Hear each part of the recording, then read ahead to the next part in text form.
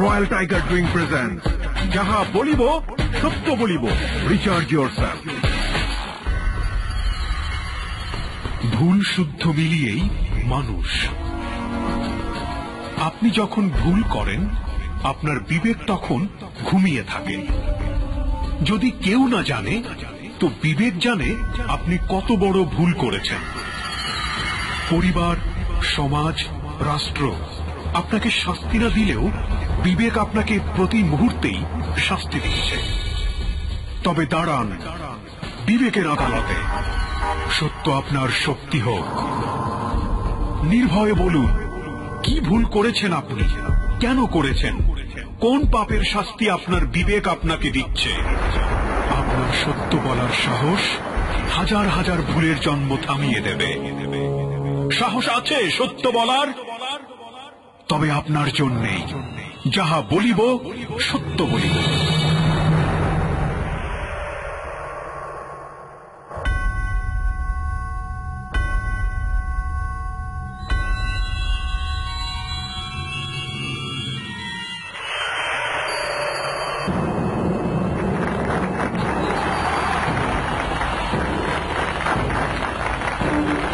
Welcome and most welcome. শুরু হয়ে গেল বাংলাদেশের রেডিওর ইতিহাসে সবচাইতে challenging reality show royal tiger drink presents যাহা বলিব সত্য বলিব, এবিসি রেডিও FM 89.2 এ। প্রিয় শ্রোতা, আমি আরজে কিবরিয়া আপনাদের সবাইকে স্বাগত জানাচ্ছি রবিবারের রাত এবং এখন থেকে শুরু করে রাত 1টা অবধি নিজের জীবনের অপ্রিয় সত্যগুলো নিয়ে, নিজের জীবনের অপরাধগুলো নিয়ে আপনার বিবেকের দোরগোড়ায় আরো একজন বন্ধু উপস্থিত। কে সে তিনি? অনুষ্ঠানের শুরুতেই চলুন জেনে নেই মঞ্জুরের কাছ থেকে। রয়্যাল টাইগার ড্রিঙ্ক প্রেজেন্টস যাহা বলিব সত্য বলিব, রিচার্জ ইয়োরসেলফ।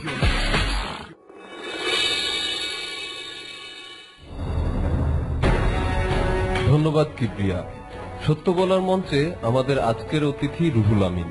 27 বছর বয়সী রুহুল আমিন অসহায় মানুষকে সাহায্য করতে ভালোবাসে। বিশেষ করে সুযোগ পেলেই বৃদ্ধ মানুষদের সেবা করেন, ঘুরে বেড়াতে পছন্দ করেন, সময় পেলেই বন্ধুদের নিয়ে ঘুরতে বেরিয়ে পড়েন। খাবারের ব্যাপারে বললেন সব ধরনের খাবারই তার পছন্দ, তবে মিষ্টিটা একটু বেশি পছন্দ করেন। রুহুল আমিনের পুরো গল্পটি জানতে চলুন কিবরিয়ার কাছে।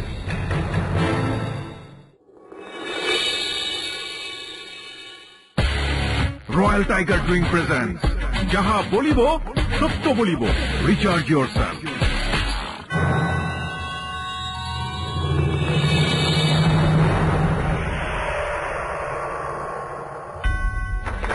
প্রিয় শ্রোতা, আমরা মঞ্জুরের কাছ থেকে জানলাম যে জেবিএসবির আজকের গেস্ট হচ্ছে রুহুল আমিন। আমরা রুহুল আমিনকে ফ্লোর দেব।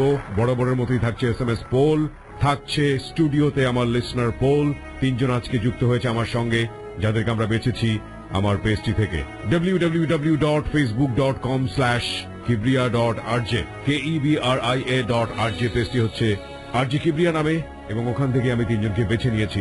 ফাইন, কোন 3 জন আমার সঙ্গে রয়েছে একটু চলুন পরিচিত হওয়া যাক। প্রথমে আপনি আপনার নাম এবং কোন প্রতিষ্ঠানে কাজ করছেন বা পড়াশোনা করছেন বলুন আমাদেরকে। আমি রাফি, আমি নর্থ সাউথ থেকে এসেছি। তারপর? আমার নাম রফিকুল ইসলাম, আমি ইউসিএস ইউনিভার্সিটি থেকে এসেছি। এবং লাস্ট ওয়ান আপনি? আমার নাম মিরাজ, এসেছি ইউআইইউ থেকে। অনেক অনেক ধন্যবাদ আপনাদেরকে। তাদের হাতে ক্ষমতা থাকছে, তারা যে কোনো মুহূর্তে কোশ্চেন করতে পারে এবং এই অনুষ্ঠানটিতে যে কোনো মুহূর্তে ভেটো দিতে পারে। ক্ষমতা থাকছে আপনাদের হাতেও, চাইলে আপনারা SMS এর মাধ্যমে জানিয়ে দিতে পারেন আজকের এই স্টোরিটি আমরা কন্টিনিউ করব নাকি করব না। শুরু করছি আমরা রয়্যাল টাইগার ড্রিঙ্ক প্রেজেন্টস যাহা বলিব সত্য বলিব এবং আপনাদেরকে আশ্বস্ত করছি বরাবরের মতোই থাকছে SMS পোল।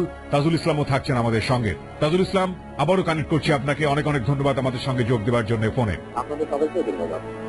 অনেক ধন্যবাদ প্রিয় শ্রোতা। আমরা শুরু করতে চাই ব্যাকগ্রাউন্ড থেকে, তারপর জানবো ওর অপরাধ এবং তারপর অপরাধের পরের যে প্রায়শ্চিত্ত কিংবা অপরাধের পরের যে ইফেক্ট সেটা।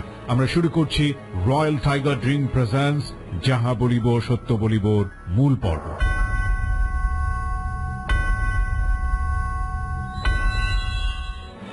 আমরা একেবারে ব্যাকগ্রাউন্ড থেকে শুরু করতে চাই, আপনার শৈশব থেকে, যেখান থেকে আপনার মনে পড়ে বলুন। আপনি দিল খুলে বলুন, মন খুলে বলুন। ছোটবেলা আমাদের গ্রাম ফতেপুর, আমার আব্বাই আগে নৌকা আছে না, নৌকা বাইতো। বর্ষাকালে আমার আব্বাই নৌকা চালাইতো, আর বর্ষা চলে গেলে আমার আব্বাই আপনি সরষের তেল আছে না, সরষের তেল জায়গা জায়গায় নিয়ে গ্রাম মহলে নিয়ে চাকরি করতো। আচ্ছা। তাই আমার আব্বা আম্মা সবার ছোট, আমরা 3 ভাই 3 বোনের থেকে সবার ছোট আমি। তা আমার বড় ভাই মোটামুটি লেখাপড়া ভালো করছি। তাই আপনি অবস্থা দেখা উনি আমাদের ক্যাটলা আছে স্টান, ওই ক্যাটলায় চাকরি নিল। তাই এই ফাঁকটা তাই আমি আমার আব্বা আমার খুব প্রিয় আমি ছিলাম, সবার আদরে ছিলাম। তাই উনিরা আমার খুব আদর করতো, সব দিক দিয়ে আমার খেলনা রাখতো। তা আমাকে লেখাপড়া পাড়ে স্কুল পড়াইলো। আমার স্কুলে যাওয়া ভালো লাগে না। কয় ভাই বোন ছিলেন আপনারা? আমরা 3 ভাই 3 বোন ছিলাম। 3 ভাই 3 বোন। হ্যাঁ, সবার ছোট আমি। ওই লেখা স্কুলে পড়ার পরে তো আমার স্কুল যেমন ভালো লাগে না, যেমন স্কুলে যাওয়ার পরে টিচার কই মাস্টার কই কেউ এলোমেলো, সবাই এলোমেলো হয়ে গেছে। তো সবাই ফোনডেম করে, তা আমি ফোনডেম করছি, তা আমার স্কুলে ভালো লাগে না। ওই মানুষের গাছে আম চুরি করা, ডাব চুরি করা, সবকিছু এগুলা করতাম। করতে করতে আমি আমাদের বাসায় কেউ আমি ডাব চুরি করতাম, আম চুরি করতাম, সবার ডাকাই যে না করতো তার বেশি করতাম। তাদের গাছ ডাল আমার সব ভেঙে ফেলাইতাম।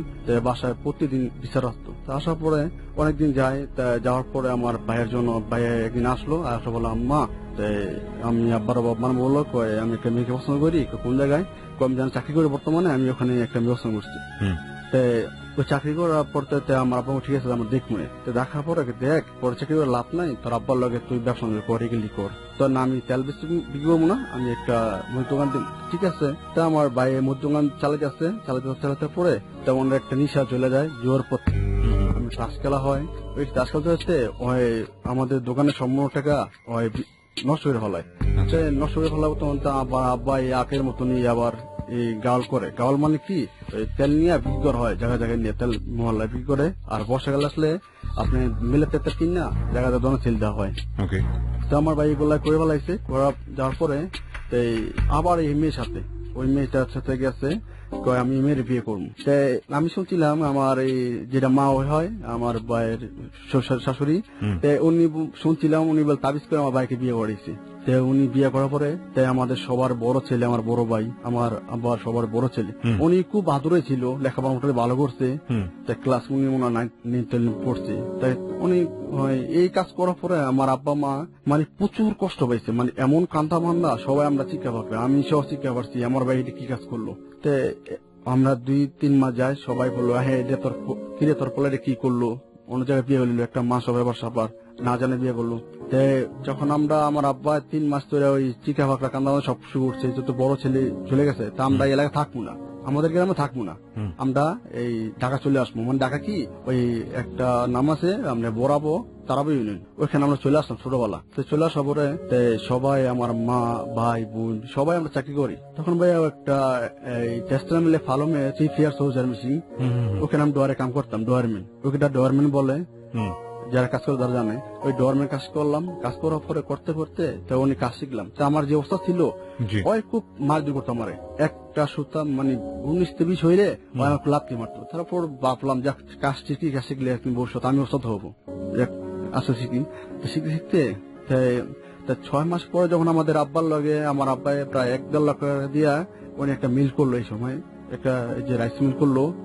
ওই ফাঁকটা তখন আমি আবার দোকানে চলে যাই, দোকানে মোটামুটি ভালো কাজ শিখে বেলাইছি, ধান মাঙ্গাটা মশলা মাঙ্গাটা মোটামুটি হয়ে গেছে। আমাদের দোকানে যখন মোটামুটি ভালো কাম করি আস্তে আস্তে আস্তে আস্তে, আমার যে মাঝারো ভাই হালামিন ছিল ওই তো এই কাজ করতো ফালো মিশিং এর, তো আমার সাথে আবার দোকান চলে আসলো। আমরা 2 ভাই কি করলাম, একসাথে কাজ করলাম। তো কিভাবে ভাই ওই সময় আমি ধূমপান একদম টোটালি খাইতাম না, যে আমার সাথে তুলমু খাইতো তার আমি বলতাম ভাই একটু ফারাকিয়ে খান, আমার সামনে খাইবেন না। আমি সিগারেট আমি ধোয়া একদম পছন্দ করতাম না তখন। তাই এগুলা যখন আমি বাসায় আসা করতাম। হ্যাঁ, আপনি আপনার নামটা বলে প্রশ্নটা করুন। আমার নাম মিরাজ। আমরা 3 জনই আলাপ করলাম, আলাপ করে দেখলাম আসলে গল্পটা খুব বেশি খাপ খাচ্ছে না। তো আমার মনে হয় এখানে SMS স্কুলে যাওয়া যেতে পারে। যেহেতু আপনারা 3 জন SMS পোলের আহ্বান জানিয়েছেন, okay, I am calling SMS poll from the listeners. যারা শুনছেন তারা কি মনে করেন, এই গল্পটি কন্টিনিউ করতে দেওয়া উচিত কিনা ভোট করুন আমাদেরকে। ভোট করার নিয়ম হচ্ছে প্রথমে লিখবেন ABC স্পেস ইয়েস অথবা নো, এরপর পাঠিয়ে দেবেন 2221 নম্বরে। আমি আবারও বলছি, এরপর পাঠিয়ে দেবেন 2221 নম্বরে। Let's continue the story. তারপর পরে তখন একটা আমার বন্ধু বলল, বুঝতো এই মেয়েটারে আমি ভাব করতে পারি না। আমি বললাম কেন? মেয়েটা একদিক দিয়ে টাকার অভাব দিক দিয়ে মনে হয় একটু সমস্যা আছে, আমার সাথে ধরা দেয় না, তো তোর নাম্বার দিলাম, তুই ট্রাই করে দেখ। তাই আমি বললাম আরে এটা ব্যাপার হইলো তুই দি। তাই নাম্বারটা নিলাম, নেওয়ার পরে 4-5 কথা বললাম, ওর সাথে সবকিছু বললাম। তাই তোমার যা কিছু লাগে এমনিতে বললাম, তোমার যেটা কিছু লাগে আমার তো শেয়ার করবা, তোমার যেটা প্রয়োজন আমি তোমার দিন।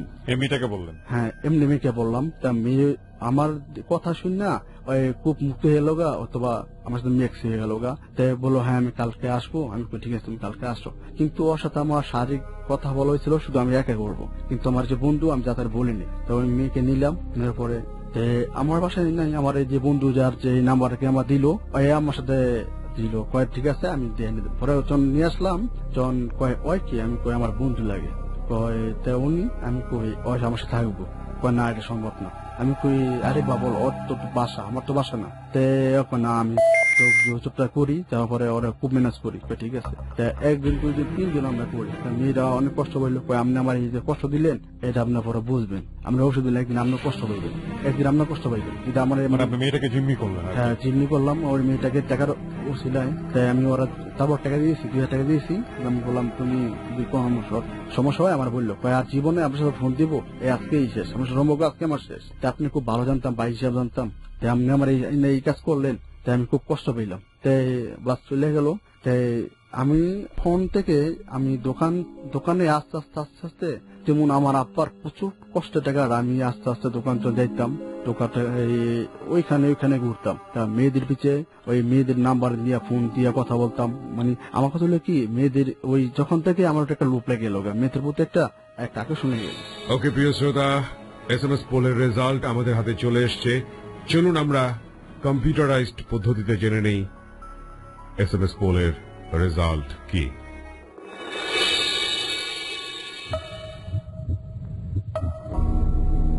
Yes, 40%. No, 55%. No comments, 5%.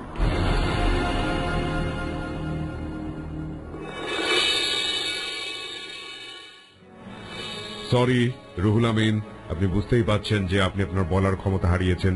আমাদের যাহা বলিব সত্য বলিব নিয়ম অনুযায়ী 40% হচ্ছে ইয়েস, 55% হচ্ছে নো, এবং 5% হচ্ছে নো কমেন্টস।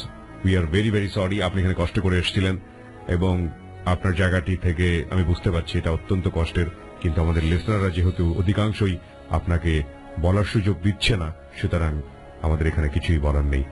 ওকে প্রিয় শ্রোতা, আমরা আরো একজনকে ফ্লোর দেব, অডিয়েন্স থেকে আমরা আরো একজনকে ডেকে নেব যাহা বলিব সত্য বলিবতে। চলুন দেখে নেই কে রয়েছে আমাদের সঙ্গে এই পর্যায়ে।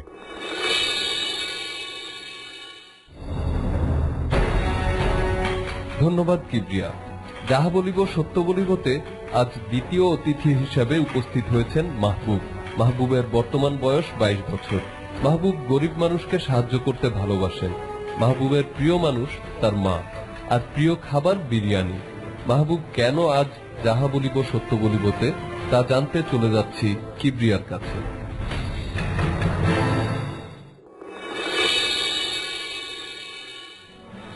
ওকে, আমরা জানলাম যে মাহবুব থাকতে আজকে যাহা বলিব সত্য বলিবর মঞ্চে অ্যাজ ইউজুয়াল যে রুলগুলো আমি বলেছিলাম অনুষ্ঠানের শুরুতে, সেটা মাহবুবের জন্য প্রযোজ্য হবে।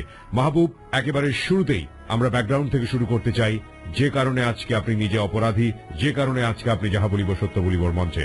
ওকে, লেটস বিগিন দ্য স্টোরি। বলুন, একেবারে শৈশব থেকেই শুরু করুন। একেবারে ছোটবেলা থেকে, আমার জন্মের আগে থেকেই বলি জি। যে আমার জন্মের আগে আমার বাবা আমার মাকে নিয়ে আর কি পারিবারিক সমস্যার কারণে গ্রামের বাড়ি সিলেট বলিনি প্রথমে। গ্রামের বাড়ি সিলেট আপনার? জি, আমাদের গ্রামের বাড়ি সিলেট। তো পারিবারিক সমস্যার কারণে ওখান থেকে হয়তো কোনো ঝগড়াঝাটি কোনো কিছু সৃষ্টির কারণে ওখান থেকে নিয়ে আসা পরে মতিঝিলে, ওখানে তখন বুঝতে ছিল যে বাংলাদেশ ব্যাংকের সামনে ওখানে রাখার পরে ওখানে আমার জন্ম হয়। পরে বাবা সত্যি বলতে অতটা ভালো ছিল না, কেয়ার করতো না কোনো। তারপরে ওইখান থেকে মোটামুটি একটু 1 বছর হইব ওই সময় ওখান থেকে নিয়ে যায় নারায়ণগঞ্জ রাইখা, ওই জায়গা থেকে রাইখা চলে আসে, কোনো কেউ ছিল না। কয় ভাই বোন ছিলেন আপনারা সে সময়? আমরা 3 বোন, আর ভাই বলতে আমি একাই, আর সবার ছোট। সবার ছোট আপনি, আপনার বড় 3টা বোন আছে? জি। আচ্ছা, সবাইকে নিয়ে ওখানে নারায়ণগঞ্জ রাইখা চলে আসা। নারায়ণগঞ্জে কার কাছে রেখে আসলো? কেউ কাছে না, শুধু একটা বাসা ভাড়া করছে। আর কিছু না। বাসা ভাড়া করে ওখানে রেখে চলে আসলো? চলে আসছে। এটা আপনি শুনেছেন পরবর্তীতে? জি, তখন আমি ছোট একেবারে। কেন রেখে আসলো কেন এভাবে? স্বভাব বলতে উনি এরকমই, কেয়ার জিনিসটা আমার ভিতরে নাই। আচ্ছা, তারপর ওখান থেকে হয়তোবা মানুষের দয়া মায়া এভাবেই চলতেছিল। মাকে একটা কাজ দিল, এক জায়গায় রান্না বাড়া করার কাজ। তারপর একটা আমার যে বড় বোন ছিল তাকে সিলেটে পাঠিয়ে দেওয়া হয়, ওইখানে থাকতো। চাচা ছিল, চাচাটা আমার মনে হয় আমি যদি আমার বাবার গর্ভে জন্ম না হয়ে যদি আমার চাচার গর্ভে জন্ম হতো হয়তোবা আমার লাইফটা ইচ্ছাইতে বেটার হতো। চাচা খুবই ভালো ছিল, আর ভালো বলতে গেলে অনেক এখন পর্যন্ত ভালো। তো এতটা ভালো ছিল, ওনার কাছে রাইখে আসার পরে আমার যে মেজো বোন, উনি তখন ছোট, নিজের থেকে এত কষ্ট আসলে একবেলা খাইলে আরেকবেলা খাওয়া চায় না, এমন অবস্থা। তারপর যখন সবাই বোন যখন কাজ করতেছে, মাও একটা কাজ করতেছে, মোটামুটি তখন থাকার মতো একটু ব্যবস্থা হইলো। সবাই জি সবাই সাহায্য করতেছে, একটু বড় হইতেছি। তারপরে হঠাৎ করে আমার আব্বুর আবির্ভাব, কোথা থেকে আসতে বলতে পারি না। তখন অবশ্য আব্বুকে চিনি, ঠিক মতোই চিনি, দেখলেও চিনি, বুঝি আব্বুইটা। আসার পরে আছে না যে এতদিন পর আসলাম, দুঃখিত, সরি, এরকম কোনো ছিল না। আসলে তো আসলাম, কিছু বললে চলে যাবে, এরকম কোনো কেয়ারই ছিল না। তারপরে আমার বোন, তারপরে যে বোন, বড় বোন, একেবারে বড় বোন, যে সিলেট থেকে নারায়ণগঞ্জ নিয়ে আসলো আম্মু। আনার পর প্রথম যখন আনলো দুলাভাই আর কি, আমার যে দুলাভাই দেখে পছন্দ করছে। পছন্দ করার পর গিয়ে বললো ইয়ের কাছে বাসায়, আব্বু রাজি হইলো, বাট আম্মু রাজি হইলো না। তারপরে দুলাভাই একটু ছিল অন্য টাইপ, কেটার টাইপ। দুলাভাই ওখানকারই, নারায়ণগঞ্জের স্থানীয়। ওখানে হইলো, ইয়ের বোনের বিয়ে হলো, বড় বোনের বিয়ে হওয়ার পরে ওখান থেকে আমরা অন্য বাসায় চলে আসছি, শিফট করছি। শিফট করার পরে ক্লাস 3-তে পড়ার সময় আমার পড়ালেখা বন্ধ। এর ভিতরে মেজু বোন বিদেশ যাওয়ার জন্য কথা উঠলো যে না, এবার তো আসলে চলতেছে না। আবার এর মাঝখানে আবার আব্বুর দেখা নাই, আব্বু কই গেল হঠাৎ করে, কোনো নাই, খবর কোনো কিছুই নাই। তো বলতেছে তাহলে কাজ করি, অনেক দেনা করে মেজু বোনটা পাঠিয়ে দেওয়া হইলো বিদেশ, লেবানন। ফার্স্ট টাইম যখন ওই যে লেবানন যুদ্ধ হওয়ার আগ দিয়ে আসলে এমন অবস্থা যে খাওয়ার কোনো ছিল না, কোনো খাওয়ার ব্যবস্থা ছিল না। তো বলতেছে তোর কাজে লাগাই দিই। তখন ক্লাস 3-তে পড়ি, ফাইনাল পরীক্ষা দেওয়ার পরে বলতেছে যে ওকে কাজে লাগাই দেওয়া। ওকে হাফ প্যান্ট পরা আর একটা গেঞ্জি পরা, হাতে 2 বাটি নিয়ে তখন 9 মিনিটে কাজে আসতাম। ওইসবের মধ্যে পোশাক বানানো না, সেন্টু গেঞ্জি বা টি শার্ট, এগুলোর মধ্যে। ওখানে আস্তে আস্তে ওখানে একটার পর একটা কাজ করতেছি। তারপরে আস্তে আস্তে কাজ শিখার পর তো দেখতাম যে সিনিয়র বাইরে ছিল ফ্যাক্টরি, তারা অনেক টেম করতো, আর পিয়ন হিসেবে আমাকে এই কাজ করাইতো। সত্যি বলতে, যেমন তখন তো আসলে ওরকম বুঝতাম না, ওনার খাবারটা আমি পাস করতাম বা ওনার খাবারটা একজনকে দিয়ে আসতাম, এরকম কিছু করতাম। আর ফার্স্ট টাইম যেটা হলো, হুইজারিগুলি যেরকম থাকে, একটা ছোট একটা রুম থাকে, ওগুলির মধ্যে 4-5টা মেশিন নিয়ে লোকাল যে পোশাকগুলি সেগুলি বানানো হয়। তো আমরা কি বললো, তখন রাত্র বাজে, যেহেতু তখন ডিউটি চলতো, সকাল 9টা বাজে যাইতাম, 10টা বাজে আসতাম, রাত 10টা, একটানা কাজ করতে হইতো। তো তখন 9:30টার মতো বাজে, বলতেছে যে তোদের ছুটি, তোরা যা, সব যা। যাওয়ার পরে উনি বলতেছে তুই থাক, তুই দরজার সামনে দেখ কেউ আসে কিনা। আর একটা মেয়ে ছিল, তো ওনার সাথে উনি ভিতরে, বাইরে দাঁড়িয়ে আছি। তো ভাবলাম দেখি কি করে। তো যেটা দেখলাম, দেখার পর আর কি নিজে বিশ্বাস করতে পারতেছি না, ওরকম ভাবে বুঝতেছিলাম না। পরের দিন যেমন বলতেছি, ভাইয়া যে তোমরা কি করছো? বললো কি করছি, এমন দেখলাম আমি যে তোমারও নাই, কাপড় নাই, ওরও কাপড় নাই। ঠিক আছে, একবার চট্টগ্রামের জন্য একটা থাপ্পড় দিন। তখন বয়স কত আপনার? বয়স ক্লাস 3 থেকে মাত্র কাজে গেছি। মানে কাজ, পড়াশোনা ছেড়ে দিয়েছেন নাকি? ক্লাস 3 থেকে পরীক্ষা দেওয়ার পর কাজ, পড়ালেখা তো ছেড়ে দেওয়া হইলো কাজে যাওয়ার সময়। তো বলার পরে বলতেছে যা বলছো কেউ বলবি না, ঠিক আছে। তো 500 টাকা দেওয়ার পরে আমি তো পুরো মহা খুশি। আসলে তো এরকম যদি হয় তো ভালোই। তো আমি চিন্তা করলাম, পরে দেখি পাশে যে হুঁশিয়ারিটা থাকে ওটার ভিতরে একই কাজ। কিছুদিন পর তো আমি চিন্তা করলাম, প্রথম যখন ভাই বলছিল ওই ভাই এটা বলার কারণে 5 টাকা দিয়েছে, তেমন এই ভাইও দিব 5 টাকা। তার কারণে ওনার কাছে গিয়ে বলছি, ভাই কালকে তো দেখলাম আপনার এমন। তো বলছে যে কেউ বলিস না, কিন্তু জাতীয় কিছু হোক, ওখান থেকে কেউ বলিস না। তারপরে উনি আর টাকা দেন, আমি বলতে চান টাকা না দিলে বলে দিন। বলছে যে না ভাই বলিস না, তোর আমি মনের সময় মজা খাও, এরকম কিছু বলার কারণে বলি নাই। আস্তে আস্তে কাজ শিখতেছিলাম, কাজটা শিখে গার্মেন্টসের কাজ, ওখান থেকে হুঁশিয়ারি কাজ শিখে ওখান থেকে গার্মেন্টসে আসলাম। যেহেতু আমি সবার ছোট ছিলাম, আর হুঁশিয়ারি যারা থাকে অনেক বড় বড় অপারেটর যাত, সবার অনেক আদরের। ছোটর কারণে ছোট অল্প বয়সে কাজ শিখে ফেলাইছি। তো কি কাজ শিখলেন? প্লেন মেশিনে। ওকে। যার কারণে সবাই অনেক আদর করত। তখন ফার্স্ট যখন কাজ করি একটা বেতনে ঢুকি একটা অপারেটর হিসাবে, যেখানে ঢোকার পরে যাওয়ার পরে একটা মেয়ে ফার্স্ট টাইম হিসাবে বলতেছে আর কি, একটা মাল দেখাই দিতেছে, আসলে আপনি যে কাজটা করতেছেন এটা তুমি হইব না। মেয়ে এসে দেখে দিচ্ছে আপনাকে? হ্যাঁ হ্যাঁ, একটা মেয়ে এসে বলতেছে ওই সাথে অপারেটরই বলতেছে আসলে এই যে করতেছেন আপনার তো এই কাজটা হইব না। তো বললাম তো কিভাবে দেখা দেওয়ার পরে, তো আমি কতক্ষণ পরে গেলাম, শীতের দিন ছিল তো, গিয়ে বলতেছি যেহেতু গার্মেন্টস, তো গিয়ে বলতেছি যেন একটা একটু ক্রিম দেওয়া যায়, ঠোঁট ফেটে ছিল তো দেখছিলাম যে উনি ক্রিম দিতেছে। ওকে। তো বলার পরে বলে হ্যাঁ দেওয়া যাবে, সমস্যা নেই। তুমি দিল দেওয়ার থেকে বের করে দেওয়ার পরে আস্তে আস্তে জানতে পারলাম ওনার নাম তিন্নি। মেয়েটার নাম তিন্নি? হ্যাঁ তিন্নি। তো তিন্নির সাথে মোটামুটি ভালো ক্লোজ, তো অনেক কথা বলতো আমার সাথে, আর ওকে অনেক পছন্দ করতো দুইটা ছেলে। আচ্ছা। ফ্যাক্টরিতে। ওকে আপনার বয়সী ছিল? হ্যাঁ আমার বয়সী ছিল। তো বলার পরে দুইটা ছেলে খুব পছন্দ করতো ওকে। তো ও আমার সাথে অনেক বেশি কথা বলার কারণে ছেলে দুটার ফলো করে আর কি আমাকে দেখে কেমন যেন একটু অনেক ধরনের কথা বলতো। নিচে নামার পর ছুটির পরে বলতে চাই, আইসা বলতে চাই তুমি সাথে কি কথা বললি। এই কে বলছে এটা? এটা ফ্যাক্টরি একটা ছেলে ছিল। আচ্ছা। তো বলতেছে তিনি সাথে কি কথা বললি, কাজের ক্ষেত্রে তো কত কথাই হয়, কোনটা বলছি ঠিক বুঝতে পারতেছি না। বলতেছে যে আর দেখলাম হাত আর কি হাসতেছে তোর সাথে, কি বলবো। তো বললাম যে কি ধরনের হয়তো কোনো একটা কথা নিয়ে হাসতে, আসলে আমার ওরকম মনে নেই কি বলছে। আচ্ছা। বলার পরে তো ঠাস করে এক চর, কোনো কথা নেই। এই ছেলেটা চর মারলো? চর মারার পর বললাম যে আসলে ভাই ভুল হয়েছে আপনার, আপনি যেটা করতেছেন এটা ঠিক না। আমি আসলে মেয়েটার সাথে কোনো সম্পর্ক কোনো কিছুই নাই। তো হয়তো আসলে আমার ভালো ব্যবহারের কারণে ওরা কিছু বলে নাই।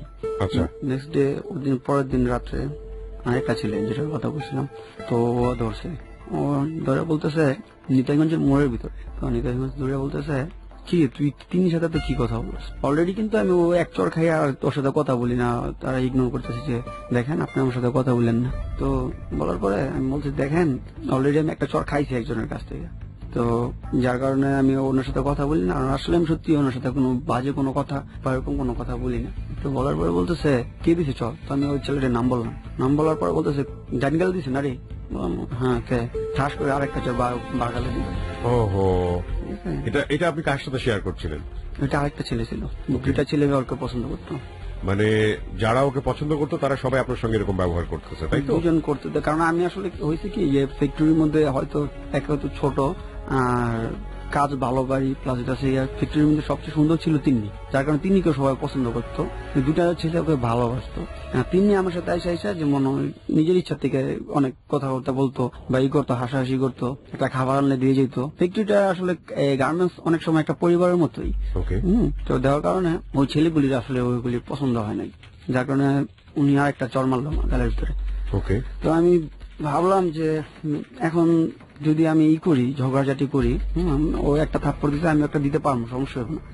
যদি আমি ঝগড়াঝাটি করি তাহলে যেটা হইব, ঝগড়াঝাটি করলে সেটা রাস্তার মানুষ দেখে বাসায় গিয়ে বলবো, আর আমি কোনো সময় চাই না আমার মা কষ্ট পাক। ঠিক আছে, মা যদি চিন্তা করে হ্যাঁ আমার ছেলে ঝগড়াঝাটি করতেছে হয়তো বা খারাপ পথে যেতেছে, এমনি তো সম্ভব এখনো রাতে যদি 10টা বাজে বাসা থেকে ফোন আসে, এখনো কারণে বাসায় যেতেছি না। আচ্ছা। তারপরে চিন্তা করলাম কি করা যায়, যেহেতু 2 চর খাইয়ে ফেলাইছি তাহলে দরকার কি। তো বললাম ভাই আপনি অনেক অনেক বেশি ভালোবাসেন। বলার পরে বলতেছে অনেক বেশি। ওই ছেলেটাকে যে আপনাকে চর মারলো তাকে জিজ্ঞেস করছেন? হ্যাঁ আমি বললাম আপনি অনেক বেশি ভালোবাসেন। এর আগ পর্যন্ত কি মেয়েটার প্রতি আপনার কোনো ধরনের কোনো দুর্বলতা, প্রেম, ভালোবাসা চর খাওয়ার মেয়েদের প্রতি ছিল না? শুধু এই মেয়ে না, অন্য কোনো মেয়েদের প্রতিও ছিল? কোনো মেয়েদের প্রতি ছিল না। আচ্ছা। তারপরে বলার পরে বলতেছে হ্যাঁ অনেক বেশি ভালোবাসি। আচ্ছা, যে ছেলেটা চর দিল সেই ছেলেটার নাম মনে আছে? নামটা আমার মনে পড়তেছে না। ওকে যাই হোক, হ্যাঁ বলেন। তারপরে বলতেছে হ্যাঁ অনেক বেশি ভালোবাসি, যদি ভবিষ্যতে যদি 10টা বিয়ে হয়ে তাও আমি ওকে বিয়ে করবো, যে কোনো মূল্য হোক আমি ওকে বিয়ে করবো। তো ঠিক আছে কইেন বলে চড় দেওয়ার পর তারপরে উনি ওনার ঘাড়ের উপর হাত দিয়ে বলতেছে ভাই সরি ভাই, আসলে আমি কথা বলছি কাজের ক্ষেত্রে, আপনি হয়তো ভুল ভাবতেছেন। আর যাই হোক সমস্যা নাই, নেক্সট আর ওর সাথে আমি ওরকম কোনো কথা বলবো না। বলার পর ছেলেটা বলতেছে হ্যাঁ ঠিক আছে, এতক্ষণ বুঝছো যে মায়ের নাম বাবাজি, এগুলো বলতেছে। তো আসলে কাজ করার যখন বাসায় এসে বসে পরের দিন চিন্তা করতেছি কি কারণ অযথা শুধু শুধু মাই খেতেছি, কিরকম একটা জিনিসটা ভালো লাগতেছে না, যার কারণে মেয়েটা যখন একটু আসার পরে সুপারভাইজার একটু অন্যরকম ভাবে দেখে। তারপরে বললাম ওই মেয়েটা যখন আসেন তো রাতে যাওয়ার সময় একসাথে বলতেছে বাড়ির সামনে এই শোনেন তো বলতেছে হ্যাঁ বলেন। আমি বললাম যে গ্রামে তো সবাই অনেক বাজে কথা বলে আপনাকে নিয়ে, আপনি আমার সাথে কথা বলেন না। মেয়েটাকে বলছেন? জি, আপনি আমার সাথে কথা বলেন না, আমার ভালো লাগে না এগুলি। কি বাজে কথা বলে?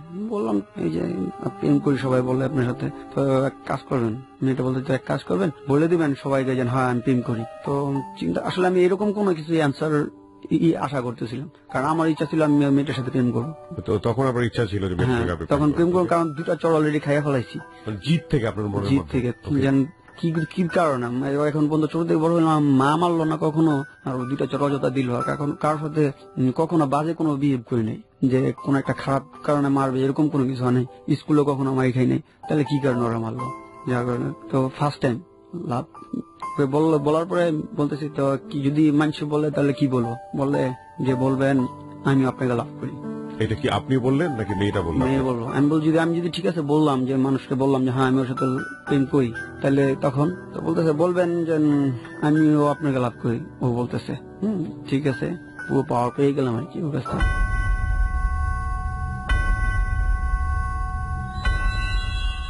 প্রিয় শ্রোতা, আমরা এই জায়গাটায় ছোট্ট একটা বিরতি নিতে চাই। আপনারা সবাই শুনছেন রয়্যাল টাইগার ড্রিঙ্ক প্রেজেন্টস যাহা বলিব সত্য বলিব, এবিসি রেডিও FM 89.2 এ। আমি মাত্র 4 মিনিটের ছোট্ট একটা বিরতি নেব। আর আজকের এই অতিথিকে যদি আপনারা দেখতে চান, চলে আসতে পারেন আমাদের ফেসবুক পেজে। ফেসবুকের ঠিকানা www.facebook.com/kibriya.rj। আমি আবারও বলছি www.facebook.com/KEBRIA.RJ। পেজটি আছে RJ Kibriya নামে। And please like this page. প্রিয় শ্রোতা, আমার সঙ্গে যোগাযোগ করতে পারেন আমার ওয়েবসাইটটির মাধ্যমে। আমার ওয়েবসাইটটি হচ্ছে www.rj-kibriya rj-kebriya.com। That is www.rj-kebriya.com rjkibriya.com। That is basically my photography website। এখানে লেটস টক নামে একটা সেকশন আছে, ওখানে গিয়ে আপনি আমাকে মেইল করলে আমি অবশ্যই আপনার মেইলটি পাবো। যারা কনফেস করতে চান কিংবা যারা চিঠি লিখে নিজের জীবনের ভুল স্বীকার করতে চান, এখানে আসতে পারেন না, আসা সম্ভব হয় না, কিংবা আসতে আপনি সংকোচ বোধ করেন, তারা চাইলে আমাকে ওখানে মেইলও করতে পারবেন। www.rj-kebriya, that is rjkibriya.com। ফিরে আসছি ঠিক 4 মিনিট পর।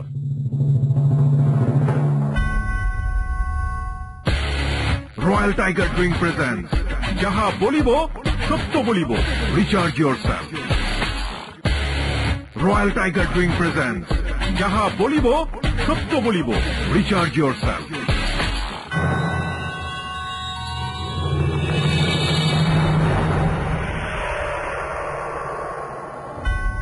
4 মিনিট পর আরো একবার welcome and most welcome. Royal tiger drink presents যাহা বলিব সত্য বলিবতে RJ Kibriya রয়েছে আপনার সঙ্গে, সাউন্ডে রয়েছে মঞ্জুর। এবং আপনারা জানেন যে আজকে একজন গেস্ট আপনাদের কাছ থেকে প্রত্যাখ্যিত হয়েছে, যাকে আমরা বলার সুযোগ দিতে পারিনি, কজ আপনারা তাকে বলার সুযোগ দেননি, সে কারণেই। ওকে মাহবুব, যেখানটায় আমরা ছিলাম তারপরে পুরো পাওয়ার পেয়ে গেলাম আর কি ওর কাছ থেকে। তো পরের দিন যাওয়ার পরে বলতেছি, যাই জিজ্ঞাসা করতে তারাই বলতেছি যে আমাদের মধ্যে তো সম্পর্ক অলরেডি হয়ে গেছে। আসলে আমি সবসময় সবকিছু লুকায় রাখতাম, যেমন আমার যে খারাপ জিনিসগুলি যাতে কারোর সামনে না আসে। আসলে আমিও যে একজনের সাথে বাজে ব্যবহার করতে পারি, এগুলো যেন কারোর সামনে না আসে। মারামারি ঝগড়াঝাটি এই জন্য আমিও করতে পারি, এগুলো যেন কারোর সামনে না আসে। তো ওই লোকটাকে ডেকে নিয়ে বলতেছি বাথরুমের সামনে, টয়লেটের সামনে বলতেছি, ভাইয়া যেটা প্রথম চর দিছিল যে মনে আপনি তো বলছিলেন যে আমি ওকে লাভ করি, আমি বলছিলাম বিশ্বাস করেন না, তারপর আপনার আমাকে চর মারছিলেন, তাইলে একটা কথা বলি কিছু মনে করেন না। কি আমি তিনির সাথে আমি প্রেম অলরেডি শুরু করে দিছি, আপনি যেটা পারেন সেটা মন চাই, যেটা মন চাই সেটাই করেন বললে 2টা গালি দিছি। ওখানে গালি দেওয়ার পরে ও ধাক্কা মারছে, পরে আমি ফ্লোর এসে পড়ছি। কাকে ধাক্কা মেরেছে? আমাকে ধাক্কা মারার পর ফ্লোর আসার পরে ওখানে 2-1টা দিল আমাকে চর। তো আমি তো সবার সামনে সবসময় ইনোসেন্ট থাকার চেষ্টা করি। তো দেওয়ার পরে বলতেছে, সবাই বলতেছে আসলে এরকম ভাবে ওরা মারার তো কোনো কারণ হয় না, ও কোনো সময় কারোর সাথে ঝগড়াও করে না বা কোনো ইয়ে করে। ওই ছেলেটাকে মারছে যে ছেলেটা আপনাকে প্রথম চর দিয়েছিল, যেটা প্রথম যে চর দিয়েছিল, রাইট? তো দেওয়ার পরে সবাই মিলা ওকে করার পর সুপারভাইজার ওখান থেকে ধাক্কা দিয়ে থেকে বাইক করে দিল। তো চিন্তা করলাম একটা বেরোইছে, আরেকটা বের করতে হইব। তারপর যে ফ্যাক্টরিতে আরেকটা ছিল, তো সবাই তখন মোটামুটি জানিয়ে যেতেছে যে আমি ওর সাথে প্রেম করি, এই কারণে ঝগড়া হয়েছে, এই কারণে। পরের দিন গার্মেন্টসের যে টুকরাগুলো থাকে না, এত বড় একটা টুকরা, 1 হাত টুকরা নিয়ে মুখটা বাঁধছি। আপনি? জি। কেন? বলতেছি গার্মেন্টসের নিচে নামছে, নিচে নামার ছুটির পরে মুখটা বাঁধছে এতটুকু। বাঁধার পরে কাঠের দোকানে, ফার্নিচারের দোকানে যে কাঠগুলি রাখে না, এই কাঠগুলি করছি। আর যে বড় ভাইগুলি সবসময় আমাকে অনেক আদর করতো। ওখানকার বলতে গেলে বস্তি আছে একটা, জিমখানা যেটা বলে, জিমখানা বাগান বলে, রেলি বাগান। ওখানে দুইটা বড় ভাইকে বললাম যে এমন এমন, তো ওনারা বিশেষ করছে না, তোরে মারবো কি করেন, তুই তো হিসাবে কিরকম একটা মানুষ, এরকম মারার কারণ কি? তো আমি ওখানে আসলে মেয়ে গঠিত ব্যাপারে হাইট করছি, বলতেছি ভাই এমন এমন, অযথা তারা একটু দেখায়, পাওয়ার দেখায়। পাওয়ার দেখালে সে তুই দেখাবি, এখানকার সবকিছু হলাম আমরা, তুই দেখাবি। তবে কি কর, চিন্তা করিস না, আজকে রাইতে ওরা ঠিক মতো বাটান বলতেছে। ওই গ্রুপের সঙ্গে কি আপনার আগে থেকে পরিচয় ছিল? একটুর সাথে গার্মেন্টসে কাজ করে না, তো ওনারাও গার্মেন্টসেই কাজ করে। আপনি ভাও করলেন যেটাকে বলে?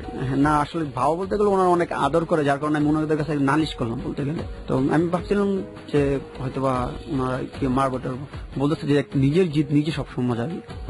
তো ওদিন নামার পরে বড় একটা লাঠি নিয়ে বললো যে আমরা যখন ওরা মারবো, ঠিক আছে, যখন দেখবি যেন ওর অবস্থা একটু খারাপ, তখন গিয়ে ইচ্ছা মতো বাইরে গুলো তো তোর দেখবো, দেখে হলে পরে সমস্যা। তো ডাইকা নিয়ে বালা মতো বলতেছে, ভাইয়া শুনে যান, যখন ওই ছেলের নামছে, মনে পড়ছে নাম সাব্বির, সাব্বিরকে বলতেছে যে ছেলেটা আপনাকে মেরেছিল তার নাম সাব্বির। জি, দ্বিতীয়বার চর যে দিচ্ছে, একটা তো প্রথম টেকনিক করে বাইর করে দিলাম গার্মেন্টস থেকে, সিস্টেম করে। তো বলার পরে বলতেছে আসেন, যাওয়ার পরে বালা মন্দ কিছু জিজ্ঞাসা করলো না, ঠাস ঠাস দুটা চর দিয়ে দিল ছেলেটা। দেওয়ার পরে 3 জন ছিল, সাব্বিরকে মারলো, ইচ্ছা মতো মারার পর আমার ইশারা দিল তুই এদিকে। আমি কাপড়টা এখান থেকে হাত দিয়া লাড়িটা নিয়ে, তখন আসলে হাত পা কাঁপতেছিল, রাগে ভয়ে সবকিছু মিলায়। রাগ কখনো ছিল না, রাগ জিনিসটা আর হিংসা জিনিসটা আমার ভিতরে খুব কম। তাহলে কি ভয়, মানে ভয় ফার্স্ট টাইম ছিল, তো আসলে কাউকে মারা, আসলে চর দেওয়াটা ছিল আমার জন্য ফার্স্ট টাইম ছিল। তো দিয়া টুকরা বুঝছে মিলা করে একটা দিলাম, ঠিক আছে, পাহাড়ের মধ্যে একটা দেওয়ার পর পড়ে গেছে, কি করে পড়ে গেছে, আরেকটা দিতে হাতের ভিতরে। তো চিন্তা করলাম ভাই আনাফা যথেষ্ট দরকার নেই, ওখান থেকে আইসা পড়ছি। তারপরে ওই 2 জন ওখান থেকে বাইরে গেছে, সাথে সম্পর্ক চলতেছে। একদিন তিনি বলতেছে যে এই ধরনের আর কি কথা কথা চলছে, ছেলেটা বুঝলো না যে এই কাজটা আপনি করলেন? না, এই ধরনের ছেলের নিজের আসবো না যে আমি এই ধরনের কাজ করতে পারি। কে মারলো তাকে? কারণ ছাড়া তো নিশ্চয়ই পরিচিত জনেরাই মেরেছে, ছেলেটা তো বোঝা উচিত ছিল। ছেলেটা বোঝার উচিত ছিল, হয়তো অন্য কেউ মাসে, কারণ ওরা কাজে ছিল এরকম মানুষের সাথে ঝগড়া। ওকে, তার মানে পায়ে পাড়া দেওয়া কাজ। আর আমার যদি আমার কল্পনা চিন্তা করতে পারবো না আমি মারছি ওকে, কারণ আপনি ধরনের ছিলেন না। ওকে, কখনো কেউ বলতে পারবো না এরকম, এই কারণে কল্পনার বাইরে আসবো না যে আমি ওকে মারছি। হ্যাঁ, যেহেতু যেদিন ও আমাকে থাপ্পড় দিয়েছিল, ওখান দুদিন আমি ওর কাঁধে হাত দিয়ে বলছিলাম যে ভাই আর আমি ওর কিছু করবো না। ওকে, সো ভেরি ইউনিক স্ট্র্যাটেজি। তারপরে ওখান থেকে করার পরে, যেহেতু বড় ভাইদের আগে শুনতাম ফোনে বাজে বাজে কথা বলতো, তো ওর সাথে কথা বলতাম আমি। কথা বলার পর 1-2 দিন, যেহেতু একটু ছোট ছিলাম, তো একদিন আমার বাসার সবাই, তিন্নির বাসার সবাই যেমন বেড়াতে গেছে, তো বলতেছে আমার বলতেছে আপনি আসবেন? আসতেছি দেখি। আসার পরে বাসা থেকে সবাই চাঁদপুর চলে গেছিল, ও ছিল আর ওর 2টা ছোট বোন ছিল। তো ওদিন অ্যাবসেন্ট দেয়, কাজ যায় না। তো আমার বলছিল, যাওয়ার পর ওখানে বসে বসে ছবি দেখতেছিলাম ওর সাথে, ছবি দেখতেছিলাম। তো আসলে তখন মোটামুটি নলেজ হয়ে গেছে যে কি ধরনের সম্পর্ক, কোনটা খারাপ কোনটা ভালো, মোটামুটি তখন বুঝি। যেহেতু গার্মেন্টসে অনেক ছেলের সাথে অনেক ধরনের বাজে কথা শুনছি বা অনেককে খারাপ কাজ করতে দেখছি, বাজে ধরনের ব্যাপার, তখন আগে অলরেডি বুঝে ফেলেছি অনেক কিছু। তো যাওয়ার পরে ওর সাথে ছবি দেখতেছিলাম, তো ফার্স্ট টাইম ওর হাতে হাত দেওয়ার পরে দেখলাম কোনো রেসপন্স করে না। তারপরে ও দেখলাম আমার দিকে তাকাইলো, এরপর আস্তে আস্তে okay fine, I don't want to expose this kind of thing. মানে আপনি একটা অনৈতিক সম্পর্কের মধ্যে জড়ালেন এবং এটা জীবনের প্রথম, তাই তো? ওকে, বলেন তারপরে এখানে ও যাওয়ার পর মোটামুটি ভালো চলতেছিল। পরের দিন ওর ফুল অসুস্থ, কারণ ওর বয়স কম ছিল। আমি আসলে ওরকম কোনো কিছু বুঝতাম না, ওইগুলি শুধু বুঝতাম যে আসলে কোনটা কিভাবে কি করতে হবে, কোনটা নিরাপদ কোনটা অনিরাপদ, এরকম কোনো কিছু বুঝতাম না। তারপর 3-4 মাস যাওয়ার পর, 4 মাস যাওয়ার পর 3 মাস হবে ও কনসিভ করছে। মানে আপনি জানলেন কিভাবে? কি বললো আপনাকে? ও বলতেছে যে আসলে মনে হয় আমার পেটে বাচ্চা। আমি বললাম কি বুঝলাম, পেট আস্তে আস্তে বড় হইতেছে। ও আসলে ওরকম কোনো কিছু বুঝতেছে না, ও জানতো না বিষয় থেকে আগে না, ওরকম কোনো কিছু জানতো না, বুঝতো না। তারপরে যেটা হলো, ওকে ও ছোটবেলা থেকে একটা ছেলে পছন্দ করতো, ওমর। তো পছন্দ করার পরে আর কি অনেক বেশি পছন্দ করতো, লাভ করতো, বাসার থেকে প্রস্তাব দিছিল বিয়ে। তারপরে যেটা হয়, আমি তখন আমার মাথা ধরে আসে যে আরে আমি তো এখন ওর সাথে যদি কোন রকম ভাবে যদি ওর সাথে আমার বিয়ে হয়ে যায়, একই তো বয়স কম, না তো ওকে সুখে রাখতে পারবো না আমার মা সুখে থাকবো। কি মা আসলে এরকম কোন মা শুনলেই মনে হয় কি স্ট্রোক করে মরে যাবে। অলরেডি এখন পর্যন্ত 2বার স্ট্রোক করছে মা। ওকে, তখন আর কি একবার করছে। হ্যাঁ, এখন যদি এরকম হয় তাহলে তো আমার মা শেষ। আর আমার লাইফে মনে হয় যদি আমার লাইফ না থাকুক, আমার মা থাকুক, আমার তাও আমার চলবে, পরে দরকার নেই। তো আমি বললাম যে না, আমার পক্ষে তো সম্ভব না কোনো কিছু করা। তো বলতেছে কি বুঝলাম না, তাহলে আমি কি করবো এখন? তো আমি কি করবো আমি তো জানি না, কি করবো দেখো। এর ভিতর নাকি অ্যাপেন্ডিসাইটিসের ব্যথা ছিল, পরীক্ষা করতে গেছে। তো পরীক্ষা করতে যাওয়ার পরে ওর মাকে বলতেছে যে আপনার মেয়ে পেটে বিয়ে দিচ্ছে। বলার পরে ওর মা আসলে অনেক বেশি আদর করতে পারে, কারণ ওর তো কোনো ভাই নাই, আর অনেকগুলি মেয়ে মরার পরে নাকি ও হয়েছিল। আমার সাথে প্রেম যাতে না করে কি পরিমাণ মার খাইছে সেটা আমি বলতে পারবো। ওকে, মোটা দিয়ে যে লাঠিগুলি বেড়াতে বেড়াতে ভাঙ্গা ফেলাইছিল, কালো দাগ হয়েছে গেছিল ওই জায়গা দিয়ে। আচ্ছা, ওর কথা একটাই যে না, ওর সাথে আমার সম্পর্ক থাকবেই, তাহলে কি করবা শেষ সীমানা পর্যন্ত হয়তো মারতে পারবা, এর বেশি কিছু করতে পারবো না। তো ওর মা আসলে জিনিসটা বুঝতেছিল।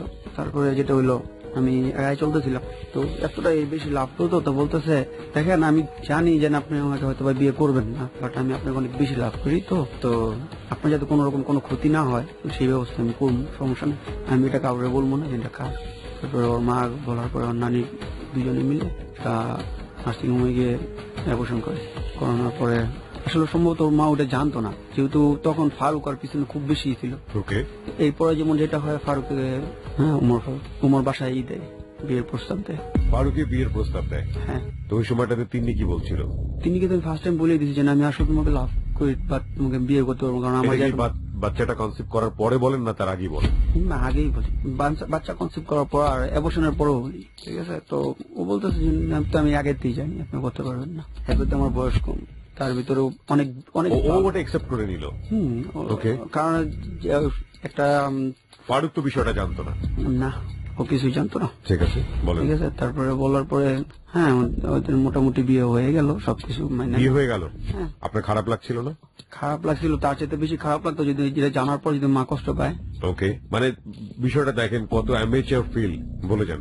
তারপরে ওখান থেকে ওর বিয়ে হয়ে যাওয়ার পরে যোগাযোগ অলরেডি চলতেছে, যেটাই হোক, ওর মোবাইল দিয়ে হোক, ওর শ্বশুরের মোবাইল দিয়ে হোক, ওর তো মোবাইল ছিল না, ফ্ল্যাক্সের দোকান থেকে হোক, যেভাবে হোক, হয়তো ওইরকম ভাবে কোনো কিছু চলতেছে না। তো যে জায়গার সাথে ওর সাথে দেখা হচ্ছে, যে ফ্যাক্টরিতে, ওই ফ্যাক্টরি থেকে কাজ ছেড়ে দিলাম।